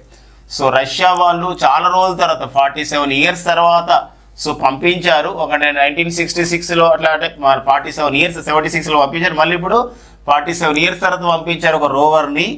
సో మనదైతే ఆగస్టు 23న ఒక చంద్రమండలం పైన దక్షిణ ధ్రువంలో దిగాలని మనం చేస్తున్నాం కదా చంద్రయాన్ 3. వాళ్ళు దానికన్నా ముందే వెళ్ళాలి అని చెప్పేసి పంపించారనమాట. లూనా 25. ఈ లూనా 25 అనే రోవర్ అనేది పంపించారు ఈ సంవత్సరం విషయంలో. ఇది ఆగస్టు 20, 2023 చంద్రమండలంపై దిగకుండా మధ్యలోనే దిగుతున్న సందర్భంలో క్రాష్ అయిపోయింది. అది ఒకటి ఏమైందంటే మొత్తం కూడా డ్యామేజ్ అయిపోయినట్టు రష్యా అంతరిక్ష పరిశోధన సంస్థ రాస్ కాస్మోస్ అనేది రష్యా అంతరిక్ష పరిశోధన సంస్థ అధికారికంగా ప్రకటించడం జరిగింది అనమాట. అధికారికంగా ప్రకటించింది. ఒక ఇంపార్టెన్స్గా మనం చూసుకోవాల్సిన అవసరం మనకు ఉందండి. సో ఇక నెక్స్ట్ వచ్చేసి మరికొంత సమాచారం మనం ఇంకా సైన్స్ అండ్ టెక్నాలజీ అప్డేట్లో ఈ సంబంధించిన పాయింట్ అనేది మనకి ఎక్కువ ఇంపార్టెన్స్ ఇవ్వాల్సినటువంటి అవసరం అయితే చాలా ఉందండి. ఇక నెక్స్ట్ వచ్చేసి మరొక విషయం అంటే ఇక మరో సైన్స్ అండ్ టెక్నాలజీ అప్డేట్ మనకు న్యూస్లో ఉంది. సో 21వ శతాబ్దపు ఇంధనంగా 21st century ఫ్యూయల్గా పిలుస్తున్నాం. So which fuel we called as a 21st century fuel?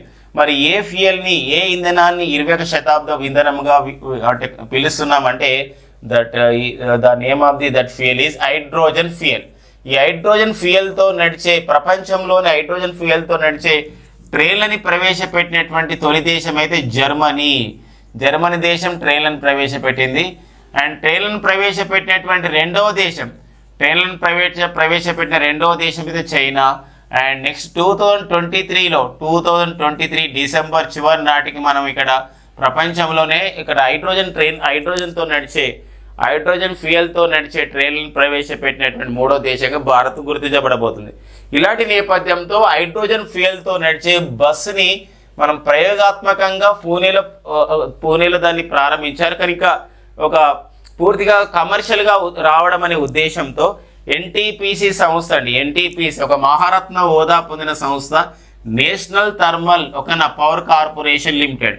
మరి national thermal power corporation limited సహాయంతో మినిస్ట్రీ ఆఫ్ ది పవర్ అంటే కేంద్ర విద్యుత్ శాఖ వాళ్ళు India's first hydrogen bus needs the public roads in లడఖ్లో మరి లడఖ్లో ఉన్నటువంటి ఒక లడ్డాక్ అంటారు కానీ లడఖ్లో ఉన్నటువంటి లేహ్ ప్రాంతంలో పబ్లిక్ రోడ్స్లో అంటే ప్రజా రవాణాకు ఉద్దేశించినటువంటి పబ్లిక్ రోడ్స్ పైన ఒక 3 నెలల పాటు ఒక 3 months పాటు ఒక ప్రయోగాత్మకంగా ఒక హైడ్రోజన్ ఫ్యూయల్ బస్సుని హైడ్రోజన్ ఇంధనంతో నడిచే బస్సుని ఆ విధంగా ఏం చేస్తున్నారంటే ప్రయోగాత్మకంగా ప్రారంభించడం జరిగింది అనమాట. వెరీ వెరీ ఇంపార్టెంట్ అండి.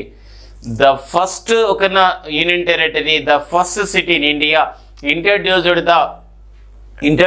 The hydrogen fuelled bus on the public roads అంటే ప్రజా రవాణాకు ఉద్దేశించిన రోడ్స్ల పైన ఒక 3 నెలల పాటు ప్రయోగాత్మకంగా ఎన్టీపీసీ అండ్ కేంద్ర విద్యుత్ శాఖ వాళ్ళు ఎక్కడ ప్రయోగాత్మకంగా చేయడం జరిగిందంటే లడ్డాఖ్లో చేయడం జరిగిందండి.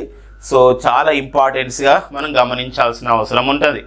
లడ్డాక్ రాజధాని వచ్చి కేంద్రపాలిత ప్రాంతం అండి. మనకి ఫ్రెండ్స్ మనందరూ కూడా తెలుసు 2019 అక్టోబర్ 31న మనకు జమ్మూ కాశ్మీర్ రీఆర్గనైజేషన్ యాక్ట్ ప్రకారం జమ్మూ కాశ్మీర్ అనే రాష్ట్ర హోదా ఉన్న కేంద్రపాలిత ప్రాంతం అండ్ లడక్ అనే కేంద్రపాలిత ప్రాంతాలు అనేది ప్రారంభం కావడం జరిగింది. ఇలాంటి నేపథ్యంలో లడఖ్కి present lieutenant governor of the Ladakh అండి. సో మొన్నటి వరకే రాధాకృష్ణ మాథుర్ అనేవారు ఉండేవారు. In the place of the Radhakrishna Mathur a new lieutenant governor is appointed to the Ladakh. So his name is BD Mishra. So brigadier BD Mishra పనిచేస్తున్నారు అనమాట. సో ఆ పాయింట్ కూడా ఒక ఇంపార్టెన్స్గా మనం చూసుకోవాల్సిన అవసరం ఉందండి. లడక్ రాజధాని వచ్చేసి లేహ్. అండ్ మరొక విషయం ఏంటంటే లడక్ అభివృద్ధి గురించి కేంద్ర ప్రభుత్వం ఒక అత్యున్నత స్థాయి కమిటీని ఏర్పాటు చేయడం జరిగింది. కేంద్ర హోంశాఖ సహాయ మంత్రి అయిన నిత్యానంద రాయ్ కమిటీని కూడా అక్కడ ఏర్పాటు చేయడం అయితే జరిగింది. లడక్ రాజధాని లేహ్లో మనకి నేషనల్ ఇన్స్టిట్యూట్ ఆఫ్ ది సోవా రిక్పా అనే ఒక ఆయుర్వేద సంస్థను కూడా కేంద్ర ప్రభుత్వం ఏర్పాటు చేయడం జరిగిందండి. సోవా రిక్పా అనే ఒక ఆయుర్వేద సంస్థ కూడా ఎక్కడ కలదంటే లడక్ రాజధాని లేహ్లో ఉన్నటువంటి అంశాన్ని మనం గుర్తుపెట్టుకోవాల్సిన అవసరం అయితే ఉంటుందండి. సో ఇవి మనకు ఒక ఇంపార్టెన్స్ అండి. మనం ఈరోజు ఆగస్టు 20, 2023న చెప్పుకున్న ప్రతి కరెంట్ అఫైర్స్ కూడా ఇంపార్టెన్స్ మనకు ఇంపార్టెంట్ డేస్ చెప్పుకున్న ఆగస్ట్ 20 అండ్ మరికొన్ని ఒక బయోఈఎస్ఏ సమితి గురించి మనం చెప్పుకోవడం జరిగింది. దాంతోపాటుగా ఇక్కడ హైడ్రోజన్ ఫ్యూయల్తో నడుస్తున్న బస్సు పైన డిస్కస్ చేసుకోవడం అయితే ఇక్కడ జరుగుతూ ఉన్న నేపథ్యం అనమాట. ప్రతి అంశాన్ని ఇక్కడ మనం ఇంపార్టెన్స్కి ఇవ్వాల్సినటువంటి అవసరం ఉంది. లూనా 25 అని చెప్పి ఒక రోవర్ కూడా క్రాస్ అయినటువంటి సందర్భాన్ని మనం డిస్కస్ చేసుకున్నాం. పుస్తకాలు రచయితల్లో కామన్ ఎట్ అన్కామన్ అనే పుస్తకం రచయిత వచ్చేసి సుధామూర్తి గారిని డిస్కస్ చేసుకున్నాం. తొలిసారిగా ప్రారంభించిన ఉద్యోగరత్న అవార్డు కూడా ఎవరికి ఇచ్చారండి? రతన్ టాటాకి ఇవ్వడం జరిగింది అనమాట. ఇలాంటి విషయాలపైన మనం డిస్కస్ చేసుకున్నాం. సో మరికొంత వీడియోలో మరింత సమాచారం డిస్కస్ చేసుకుందామండి. Thank you friends and all the best.